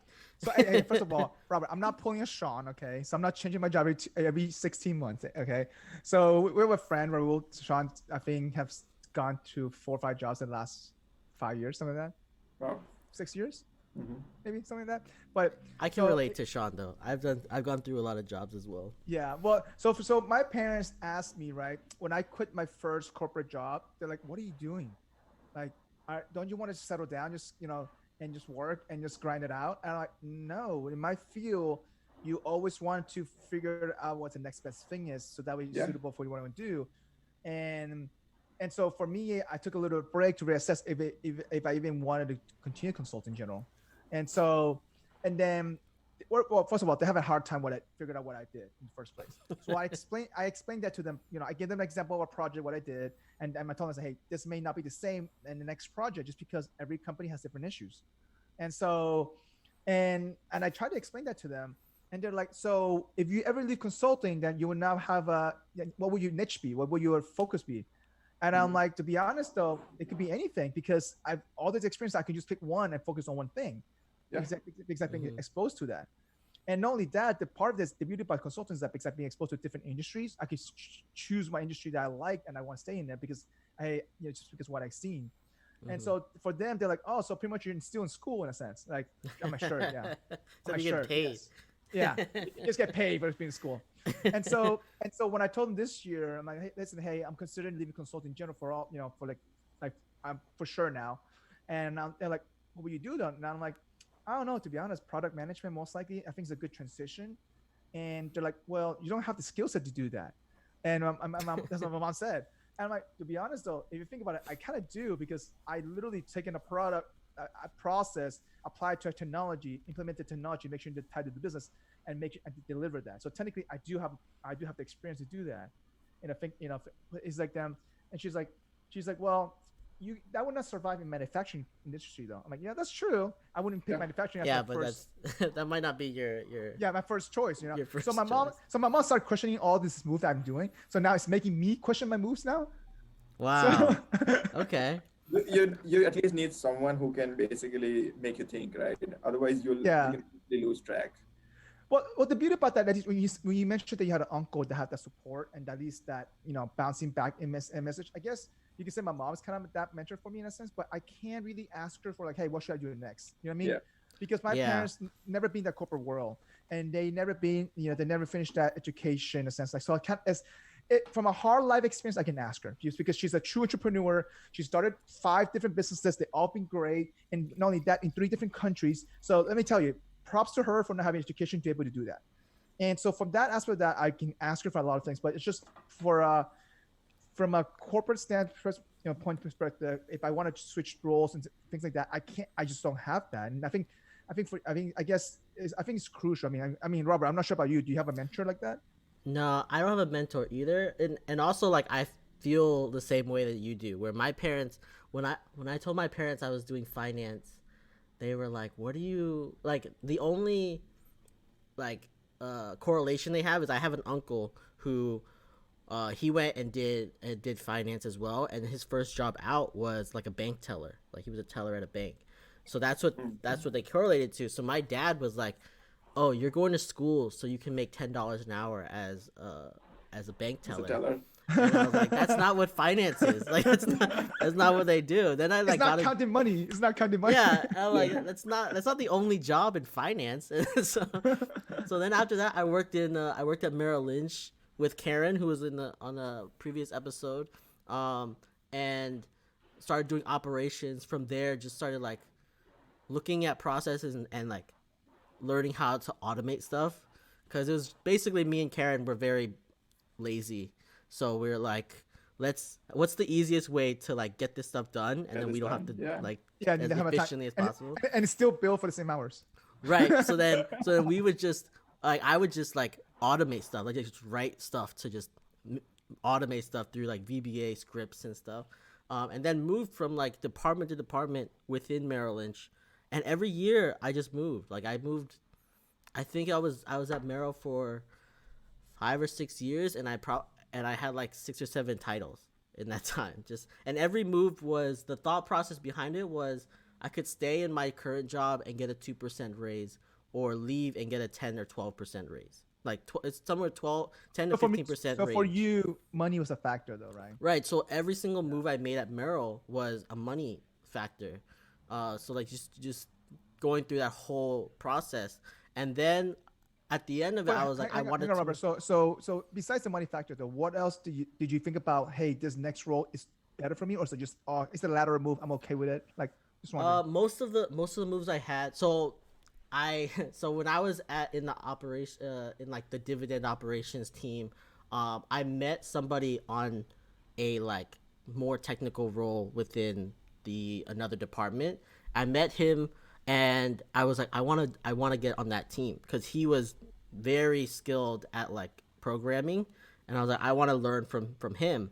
So I applied to that job, and I didn't get it, but they told me to apply to a report analytics role where I wouldn't be doing the same thing, but I was in the same department. So then that was like a stepping stone job to get into that role, which later I got into, right? So it was all moving Gotcha. towards that role, and then Yeah. from there, like learning from like I learned a lot of how to program and like different like methodologies through like that. So for me, I guess when I was, so the reason why I haven't left consulting is because I have the opportunity to pick those roles in my projects. So like I had opportunities to learn certain things as different roles, different projects. So which was nice because, like for example, I started at doing management consulting, and then I was like, you know what, this is kind of boring. So I jumped into change management, and now like, damn, this is really boring. And then from there, but I picked up a technology there and learned how to do testing, stuff like that. So and that's how I jumped into tech consulting. So there I learned a system, but then with my business background with the prior project, I was able to kind of do it from a functional side perspective. So business process for me was a big thing too. I mean, the business process, analyzing it whether that's sufficient enough, efficient enough, just like I think that played really well. And so for me, just picking parts of different project helped a lot. Just having the multiple roles, and I feel like every single project, everyone's gonna have different issues. So dealing with that perspective, I don't think the day-to-day job, in a sense that I feel like, okay, this is good. It keeps me excited, and I'm learning still. Yeah, And I think learning is very important in like figuring out where you want to go next. But I never thought about money until like 2016. Then I'd be like, oh crap, I'm definitely getting underpaid for this. Oh really? Like like as soon like I think my first I was there for 9 months and I got like 10 or 12% raise in the same job, right? So then the next year came up and they were like, we can only give you a 2% raise. And I was like, that's not gonna work. So I was like, let me find something else. So then I moved on to another role.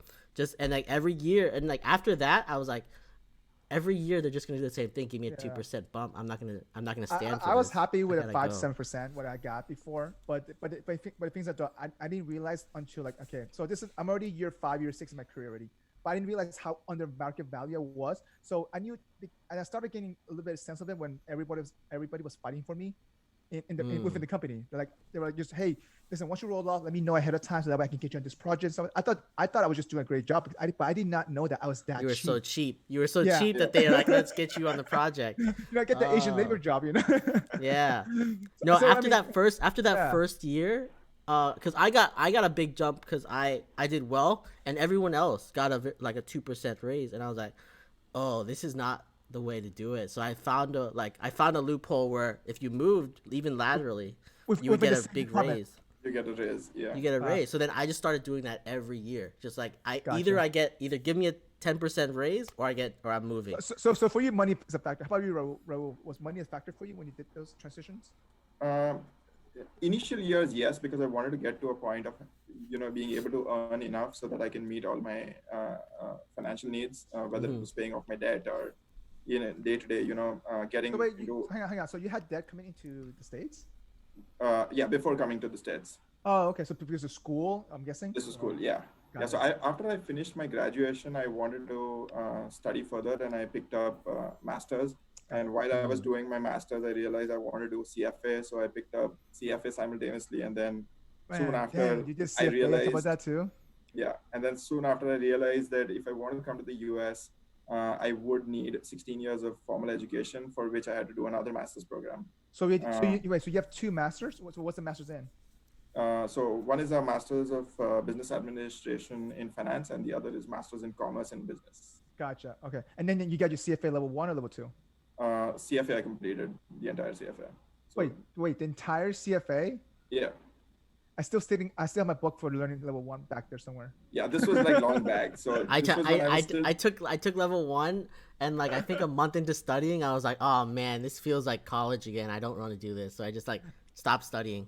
Well, so I did it. The reason why I bought the book and read through it, because I wanted to make sure that I understood the terminology, because I was working with a lot of corporate finance people, and so for me to understand that piece, I think that lingo, and just to understand and be able to kind of to talk with them about it, I'm like, okay, I can at least understand you what you're trying to tell me with your business process, right? So I think for me that was helpful, at least for me. So yeah. Yeah. That's That's crazy though. Yeah. Yeah, so for me, it was like initial years, I would definitely wanted to consider that, being paid well. But after a point, it was more about what am I really wanting to do in the long run.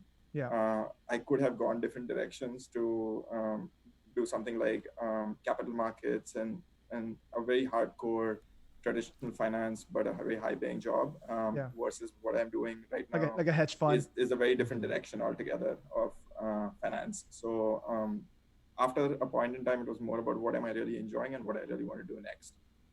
And that's kind of the transition into where I am today. So I guess the last couple moved for you, right? Have you taken a pay cut? It's because, but you find out that, hey, I love this role better. Just wondering. Yeah, I did. Okay. Just once in my changes, but I've taken a pay cut Okay. purely because I know there's more potential for me. Either that pay cut is more of a cost of learning, or the pay cut is more about the long-term potential. So how do you analyze that move? I'm just wondering because for me, I'm realizing that if I do my transition move, I might have to take a pay cut. But how do you evaluate that move? I'm just wondering. Yeah. Yeah. So I think a couple of factors could play a part here. One is that pay cut really going to affect you in terms of your long-term goals? You might be saving for a car, you might be saving for a house, you might be saving to invest in cryptocurrency, anything and everything, right? Yeah, so what are your financial? Yeah, which is true. And is that pay cut going to affect your goals too much or too less? It will affect for sure. It's given, right? You're going with a pay cut, so maybe you'll have to eat out less, or you will have to have lesser food or lesser travel plans in the near future. There could be like various factors coming in, but that is one thing which you will be able to judge whether is it really going to affect me a lot and I'm going to feel bad and regret about it or not. And if you feel okay-ish, then that's one thing to play a part. The second is that pay cut something which will compensate itself with time, the time is medium term, not long term. It should be something like a year or so, year and a half. Gotcha. How long are you gonna endure that for? Yeah. How long do you want to continue to feel that you're underpaid, or you should have waited or done what you used to do for that pay? Because you don't want to resent it. That's why. So yeah. And once you're comfortable with these two things, I think the other thing which played a part for me when going for a pay cut, or even understanding whether it's right or not, is more about trying to understand the industry and understand the job and where I fit in. If I am getting into a new kind of a role altogether, and if I don't have the skills, I should not ideally expect that I will be paid what I'm good at. Yep. I'm a subject matter expert at X, but I'm getting into, say, a Y.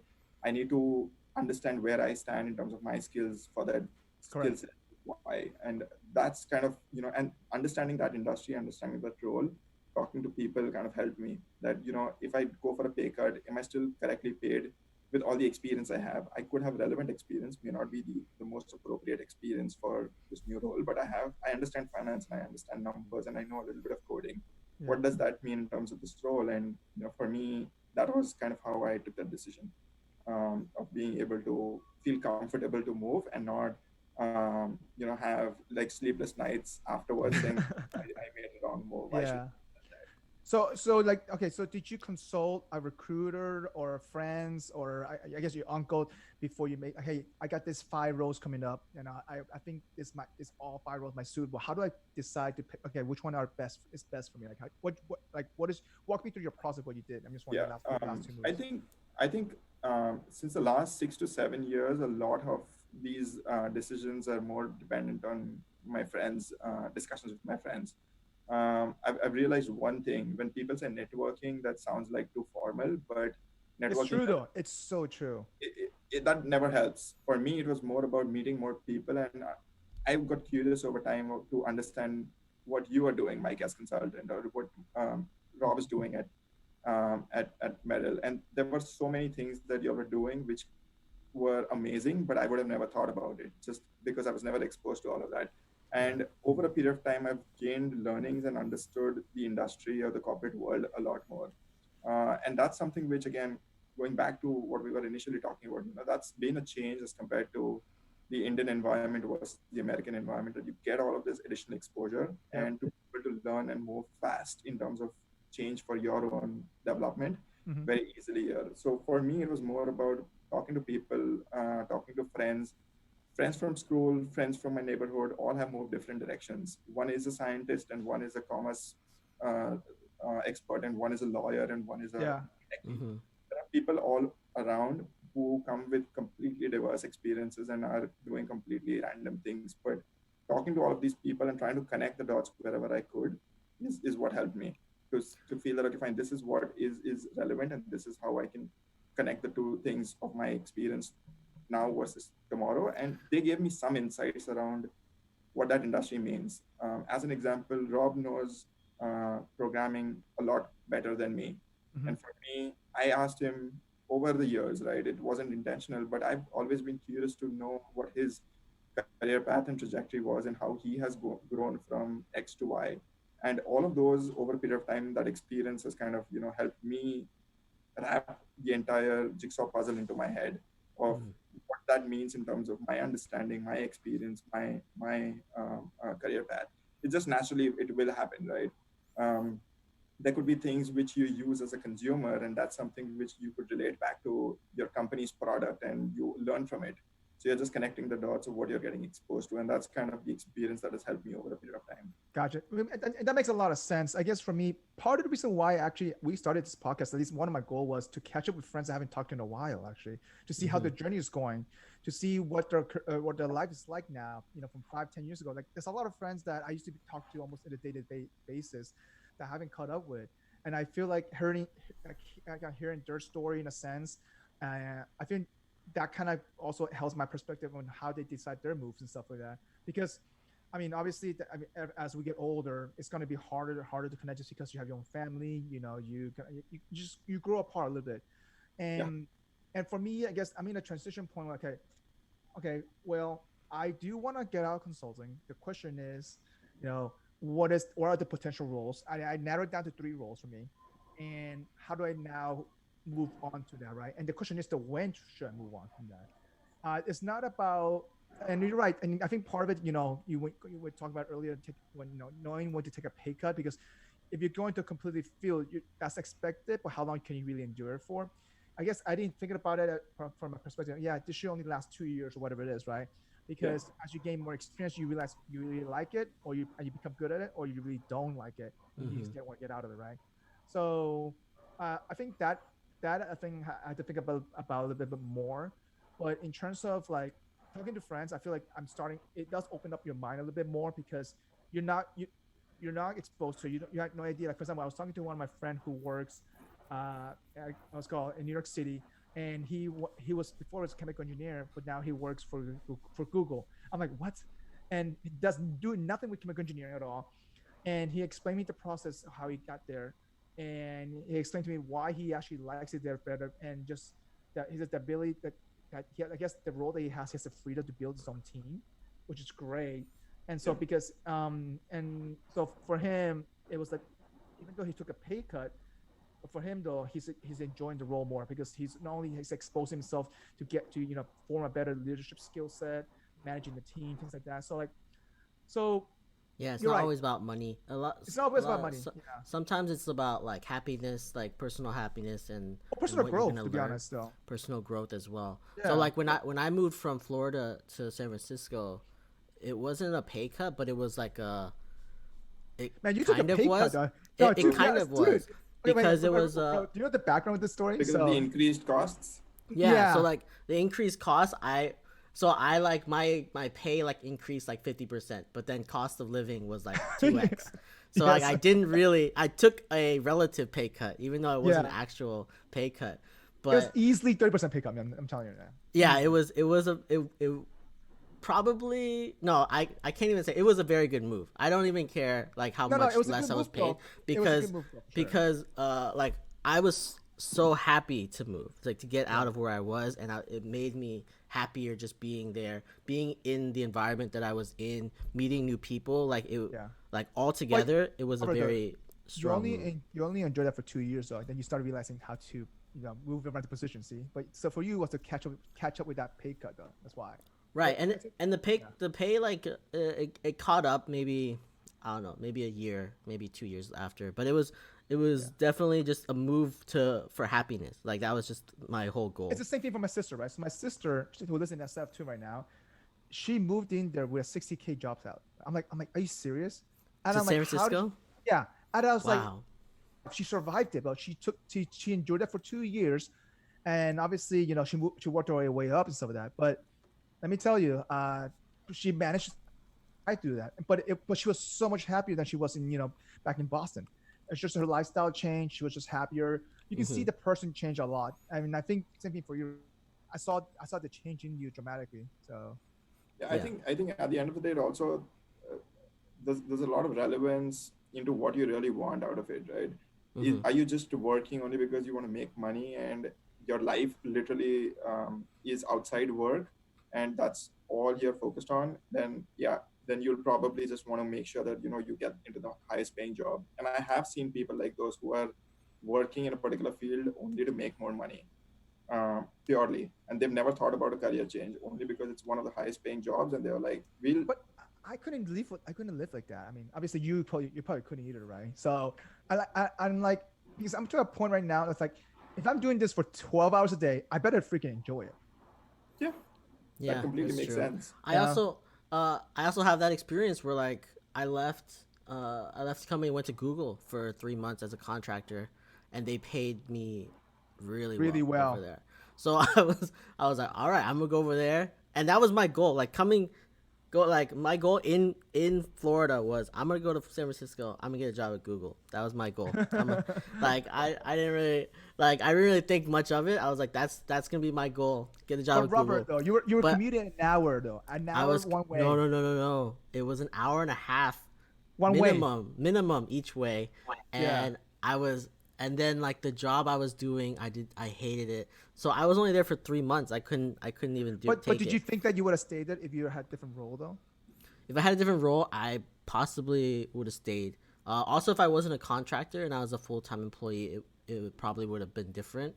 They would have probably put me in a better situation. That's true. If I was really upset, they would probably have moved me somewhere else. But yeah, so I don't have any negative things about Google. It's just I feel a position wasn't good for me, and it wasn't Gotcha. making me happy. So Yeah. I had to leave and So move on. how'd you know that you had? Okay, obviously you weren't happy with that role though. So what'd you do to? You just started. Hey, asked the recruiter, hey, find me another role. Is that what you did, or you just? I asked them, but they didn't really have anything. So I started looking on my own, and then I talked to the people. I was like, this is not for me. So then I it was pretty quickly after I was like, yeah, I'm gonna put in my time. Like I'll stay Fill this role. until you guys fill the role, and Yeah. then I'm out because I can't do this. Um, Yeah. yeah, and then just started looking for something else. But it was So just like the misery that I was in just wasn't worth the so Raul, compensation. have you encountered that before? Just wondering. Have you encountered when you okay? They said that you did the transition right, and then you realize, oh, this role's not for me at all. Like, have you seen that experience the last couple of moves? Yeah, there have been times, but sometimes I've just sucked it up and just done it for a while only because it doesn't make Hang sense on, from we a said career for a move. while, 2 years. One the trading role that I was into, like 6 months into it, I realized that this is burning me out and it's just too stressful Hmm. because before I'm sleeping, I'm reading about the market. Middle of the night, I'm waking up haunted, and morning when I wake up, I'm not in my senses, but I still have to kind of be my best. 6 months into it, I was like, I'm done. But 6 months was too early for me to move out. So I continued to do it till I found the right time to move out. But for me, also, it was a lot about talking with people. Mhm. My boss, if everyone doesn't have a boss you can talk to, but if you That's have true. people, It's hard though. I mean, I your think that. managers you can talk to very candidly. You can always say that I'm doing this, it's not really working for me in the long run, I want to change. At this moment, I'm still trying to figure out, and that's kind of a way to start having that conversation. Even for like career moves, that's a good way to start discussing things with people, only because there are people who are looking at you from a very different lens, Yeah. whether it's your manager, or whether it's your peers and colleagues, or whether it's people outside who don't work with you at all. Yeah. And they will have a perspective of what your strengths are, and whether it's something which you'll enjoy or not. Even though in your heart you would have a feeling, they would always have like a viewpoint to that. And listening to those will always give you some insights for sure, Hmm. and It's sometimes help as well. it's true. I feel like having even your friends tell you the truth that hey, you suck at this. It's kind of nice to hear that because you really know what your weaknesses are until you can work on it. But because some people, they just sugarcoat it. They don't tell you anything. They just like, hey, Yeah. you're doing well. And I kind of realized that with certain managers that I've encountered different projects, I'm like, this guy just BSing me. I'm like, this guy just gave me an average. This guy just gave me an average freaking performance review, and I'm like, come on, dude, you got to be more bland in this, right? Yeah. So I push back and say, I need more specific than this. Either you tell me that I'm good or I'm bad at certain things. So I did push for that though. For People are not obligated to give you advice. They're not, unless you ask for it. Correct. Yeah. So even when you ask, No, for even it, if you people will ask for still- it, they're not people may not obligated really to do care. it. So I think I forced the issue. I'm telling you, okay? yeah. So I think it's more about if there is someone who's ready to help you out, whether it's a friend or Yeah. whether it's someone in the family or in your workspace. It's more about connecting and throwing ideas at them to see what they think about and building upon that. So you want something really funny about throwing ideas now? So I threw this idea out doing stand-up comedy to my parents. My parents started just laughing, like just cracking up, and they're like, I did the they're same like, thing. yeah, Robert did the same thing. I was like, "What are you doing, Mike?" I don't like. Listen, I'm just doing it for fun. Why not? I mean, worst case scenario, you learn something and you can mock that, and then best case scenario, you actually get used to it, and you try to do another level class. So I told myself, you know what, I'm gonna take the class, see how that goes. So I haven't decided if I want to do improv or stand-up comedy because I have a friend who's doing improv right now. And he was telling me that, hey, you may be suitable for improv more than stand-up comedy, but I'm the type of guy who likes to plan stuff and structure it and practice because with stand-up you can do that.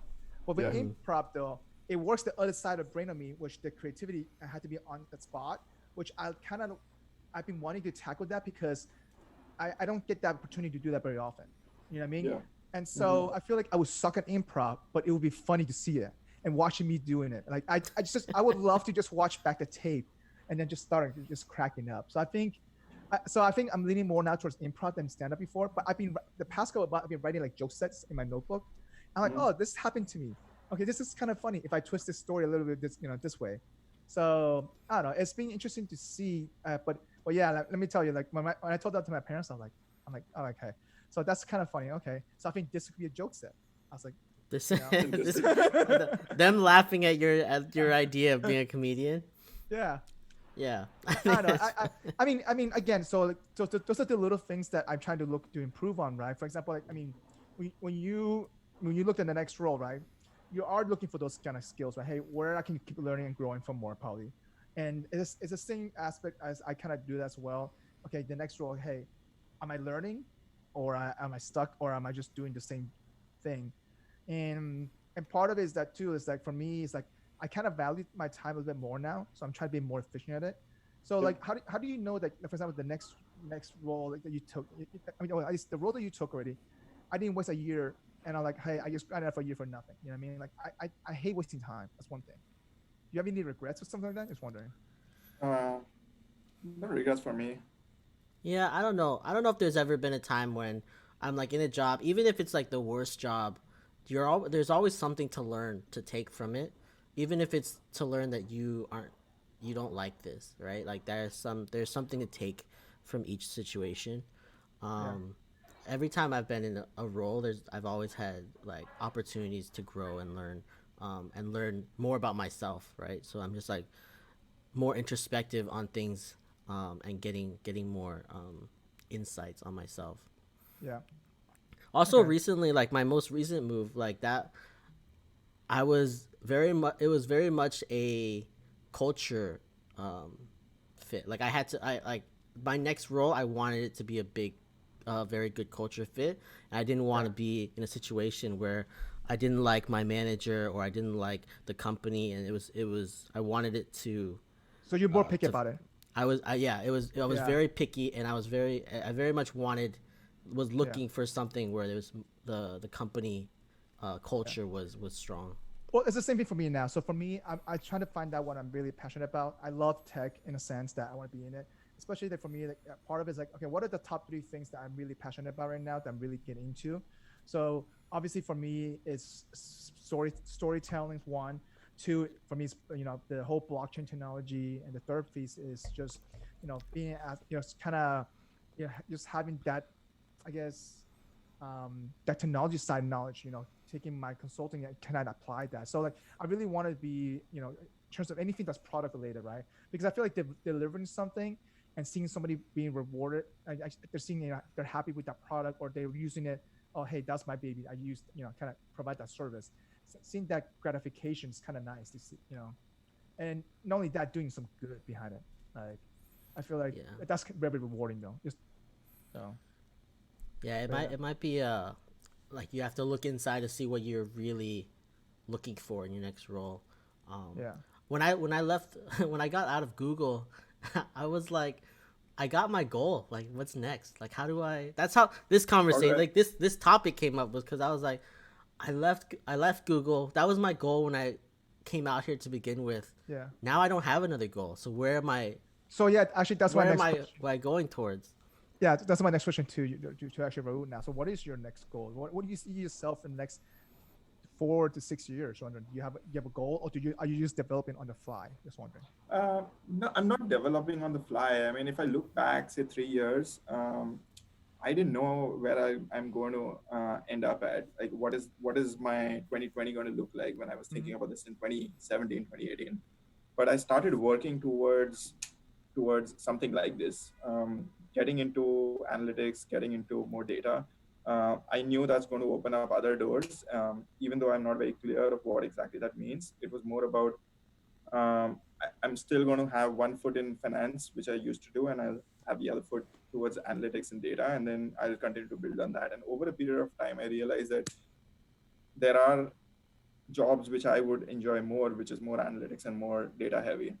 Now that I'm still within the finance group and doing more analytics, now I'm suddenly starting to build this muscle around analytics. And now my inclination is maybe I do this for a while, but down the line I could use this skill set to do, say, people analytics for human resources, or I could do marketing analytics for the marketing group, or I So you could can do transition to different customer areas. analytics into a consumer brand, which could be Right. like consumer Yeah. products.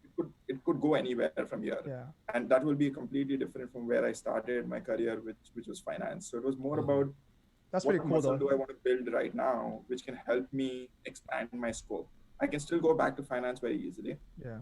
if I want to, or maybe go the reverse way, right? Not super easy that I go back to that role, but again, I start to reduce or take a step back one at a time, and then go back to traditional treasury or traditional So finance. you're kind of like positioning yourself. Hey, these are the skill sets I need to learn. How do I position myself for this next, for this role? And then you're trying to envision it. Like, okay, so if I position myself this way, I give myself these opportunities. All these Yeah. other areas that could be. Yep. Gotcha. Yeah, I actually started thinking about that. So you know how every time you go through different phase of life, right? Like for example, when you go to college, hey, I want to finish. I want to get this degree. Next 4 years, I want to get this job.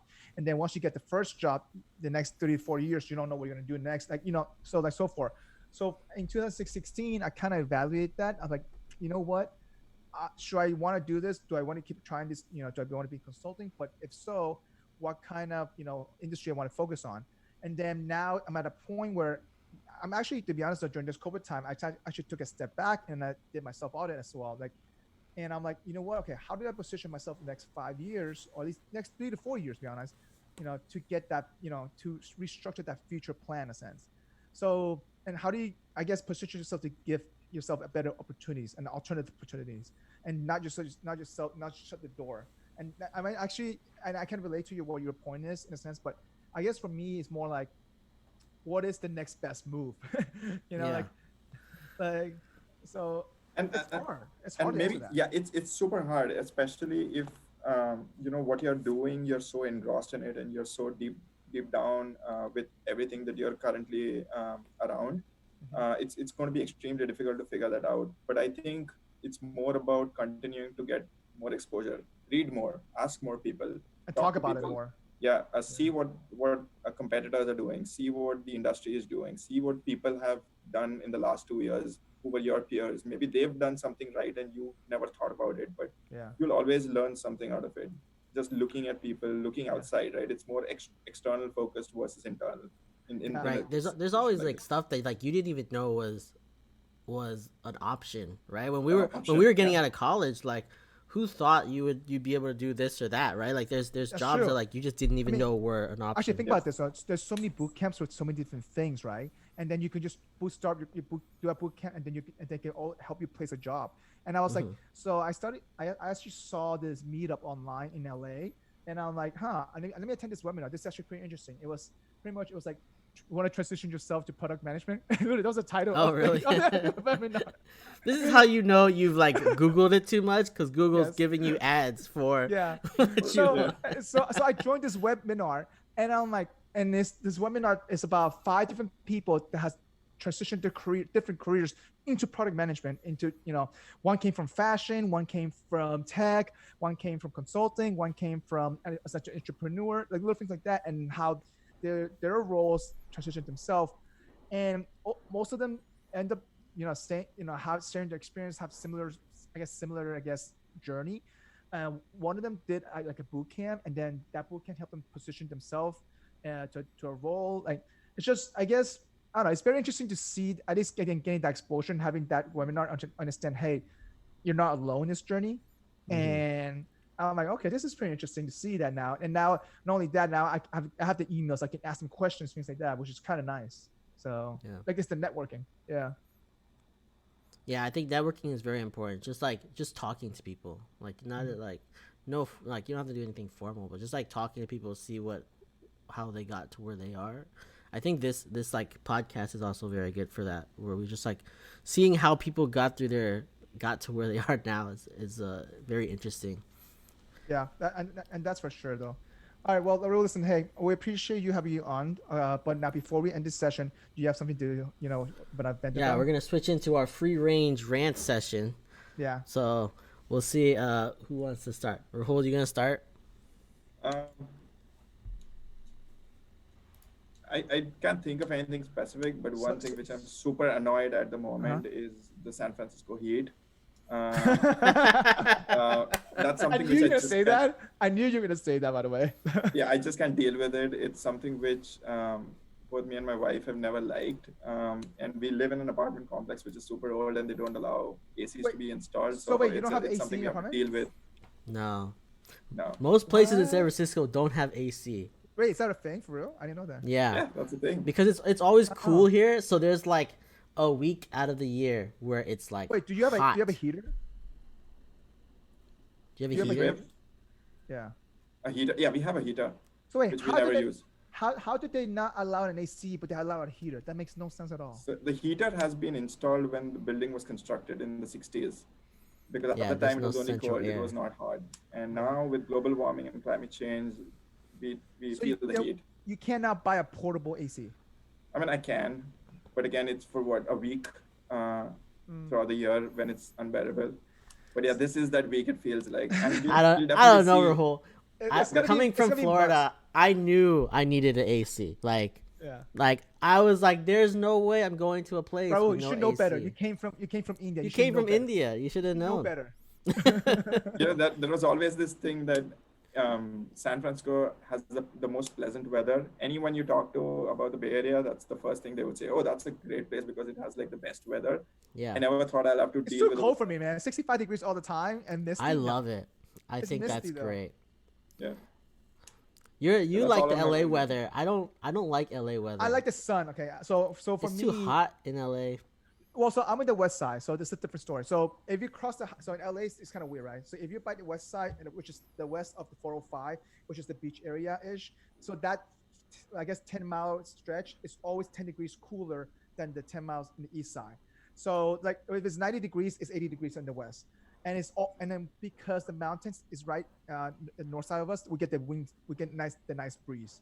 So we don't experience that heat, but we can feel it because of the UV ray. But so it's always like around, I guess, 75 to 80 degrees, which is nice. I like that, and I like to have the sun. For me, like if I don't get sun every single day, I get annoyed. Well, we get sun every day, but no, you it's don't. just. What are you talking about? You get it for 3 months of the year. You get no. I think you're talking about like Seattle or something. Seattle, because we get sun. Seattle, we get sun every day. Yeah. It doesn't. It rains so little that there's fires, right? Like it's. Well, when I've been to I've been to SF a couple of times throughout the year, I always seen them misty except for the summer. Misty. I don't even know what you're talking about, Misty. Did you 'Cause come like it's- December, January? Yeah. I've come in November before. I've come in December. I've come in February and March before. And then obviously I come every summer for the festival thingy or someone's birthday. But yeah. Yeah, I mean, it's said, right? San Francisco has the coldest summer. I mean, Yeah, that is a thing that you will probably see that, but we do have sun all down the year. We have sun so much. It's cold as well, so you don't probably feel the sun so much. That's true. Also, if you're in the shade, it's very cold, but if you're in the sun, it's very hot. So you have that dichotomy where you gotta be you have to be in the shade to be cold. But yeah, I love how cool it is all the time here. That's one thing that I love is how cool it is. Nice. I hate sweating, so like we're never Likewise. sweating in San Francisco. So wait, Robert, is that your vent too? You hate the hot weather right now? No. My vent is that Selena Gomez stole my cooking show, and I'm very mad at this. So Raul, I've been doing. Are you seeing his cooking show? As HelloFresh? Yeah, I'm loving it. So I've been doing IG live of me cooking, starting from like me not knowing how to do anything, and it's episode 15 tonight. I'm doing episode 16 of it, and then like 2 weeks ago, Kevin, who's gonna be on next week, he sent me a video of Selena Gomez doing this exact same show. She's like, you know what? Like her whole thing is like, I love to cook, but I don't know how to cook. I'm very bad, and that's the whole show. She's having people show her how to cook. Hey, she has a fan base though, at least. So. I know, but damn, I am like 100% sure she joined my live stream and then saw my show and then took the idea to you could always hashtag HBO. her, right? Is to see if she captures. I hashtag her every time now. Every time my hashtag is Selena Gomez copied my show. No. I mean, just hashtag her name. You'll see it. Trust me, it'll pop up. No, I do every time. I add her on Instagram and I say she copied my show and I say I forgive her, but she needs to collab with me. And every single episode now it has that. Oh man, I'm really mad. Wait, does she do this every day? Or no? No, it's a show. No, it's a show. It's gonna be on HBO Max. Oh, but she does. So it's like a legit show. Oh, so she took my idea and went and sold it to HBO Max. Damn, talk about having networks. Imagine you. I know, right, man. Yeah. Come on, Rahul, help us out here. Help us out. Let's make some money for a show. Yeah, we will. Man, just keep your effort going. Someday Selena will reply back. There we go. Positive or negative. Yeah, positive or negative. I don't even care as long as she replies. As long as she replies, it's okay. That's very funny though. All right, so I guess I'm annoyed about. I think for me, it's more about. So you know how work has some political, drama sometimes. What? No way. Are you sure? Yeah. So in consulting, you tend to see that a little bit less, just because we tend to avoid that, and because once we've done a project, we leave the client, right? But let me tell you, man, in my current project right now, I see it so hardcore right now. I'm very annoyed about it. And so I'm what like, happens? guys, what I'm not gonna get into the detail a little bit more because I'm still in my current project right now. And maybe they'll listen to this podcast too. Nah, listen. If they listen to my podcast, it's probably. I mean, that'd be awesome. First of all, second of all, if they listen to it, I'll be amazed. I'll be surprised. But I'm very annoyed about it because it kind of hinders the efficiency of doing certain tasks, right? And not only that, it just becomes personal. Sometimes you don't want it to be personal, but it does become personal because you feel it, and you tend to want to retaliate. And I'm like, at the end of the day, I'm like, keep in mind, it's just a job, let it go. It's just a job, but it keeps happening. And I'm like, okay, this mother effer. Okay, you know what? I'm gonna push back because it got to a point that I had to push back and to show them is that, hey, I'm not gonna be pushed around, and this has to be the way. Otherwise, we can take it an alternative route. And I told them, hey, this is the alternative route. And now, even though the drama, hasn't came back again, I can tell. You can sense it that this person, you know, he still kind of or hates you to a certain degree because you push He's back. got that. He's got a You little know? bit. Yeah, and so the thing is that the client sees that as well, and and it goes to different tiers of level of managerial. Like they all see it, but sometimes they just don't do anything about it. Mm-hmm. And I'm like, guys, what is your role responsibility? Mike, you've been in corporate America long enough. You should know that. Yeah. Just go and sleep with your boss, and then he's got your back. Well, but it's not my boss issue though. Because my manager has done a great job protecting me, which is fine. But it's the client side of things. It's the political. Then just move up the ladder. Just keep going, Mike. No, you're I mean, like, you're not doing enough. That's you know what I mean? Like because we got involved with the client a little bit more now, so it's like it's their politics stuff that affects us, our work, but it's also their politics that are also involved. My manager is fine because he protected me a lot as much as he could, right? But it's also at the same time because this is their end and this is their person that they're working with at the same time. So it's kind of like trying to make us look bad, but at the same time he's just, and I'm like, why the drama? Just get this shit done. And I don't see that. I don't get it. I mean, at the end of the day, I don't know. So for me, I mean, that was my, I guess, frustration. Corporate politics it's always annoying. Yeah. Well, you live and learn, but I just need to make sure, you know, I realize that, you know, hey, at the end of the day, you know what, I won't see them after this project's over, so at least I can move on from that. So You're like counting down. Yeah. Yeah, that's true. Like you guys, at least you can move on to something else, and then you won't have to. You guys can't do that. How do you deal with that in your regular jobs? If you see that, how do you handle that? Because you cannot just suddenly just quit tomorrow. And hey, I think Rahul has more input on this. For me, like I haven't really found, like I feel like I get along well enough with people that I don't that I haven't been affected. And no, like it's just like I don't know, I haven't seen it as much. Literally, this guy threw me under the bus, reversed it, went forward twice. That's how I felt like.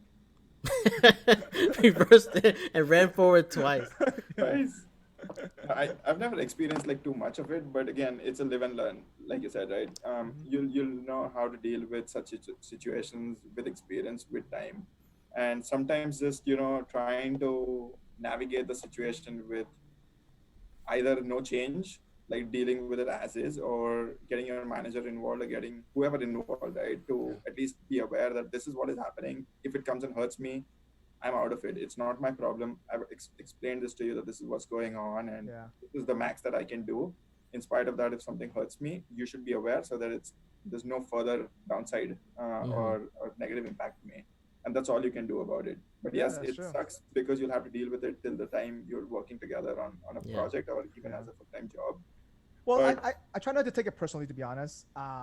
And you know, it hasn't come up again so far. I mean, it's been since Thursday since we resolved that issue. But I mean, I just don't know how. I just don't know. I just don't know how would I handle it if that happens again. Like, you know what I mean? Like, because, you know, listen, everybody has the nerves, right? To sort of, like, you can only take so much. Yeah. It's one of those situations where you're like in the shower and you're like, this is what I'm gonna say when he says this back. And you're like scheming for like the next time that happens. So I'm not scheming. I'm kind of prepared what to do next when next time's gonna happen. But I'm gonna catch him on guard where I'm gonna record every meeting that we're in. So that's why I'm gonna be more strategically more careful about it.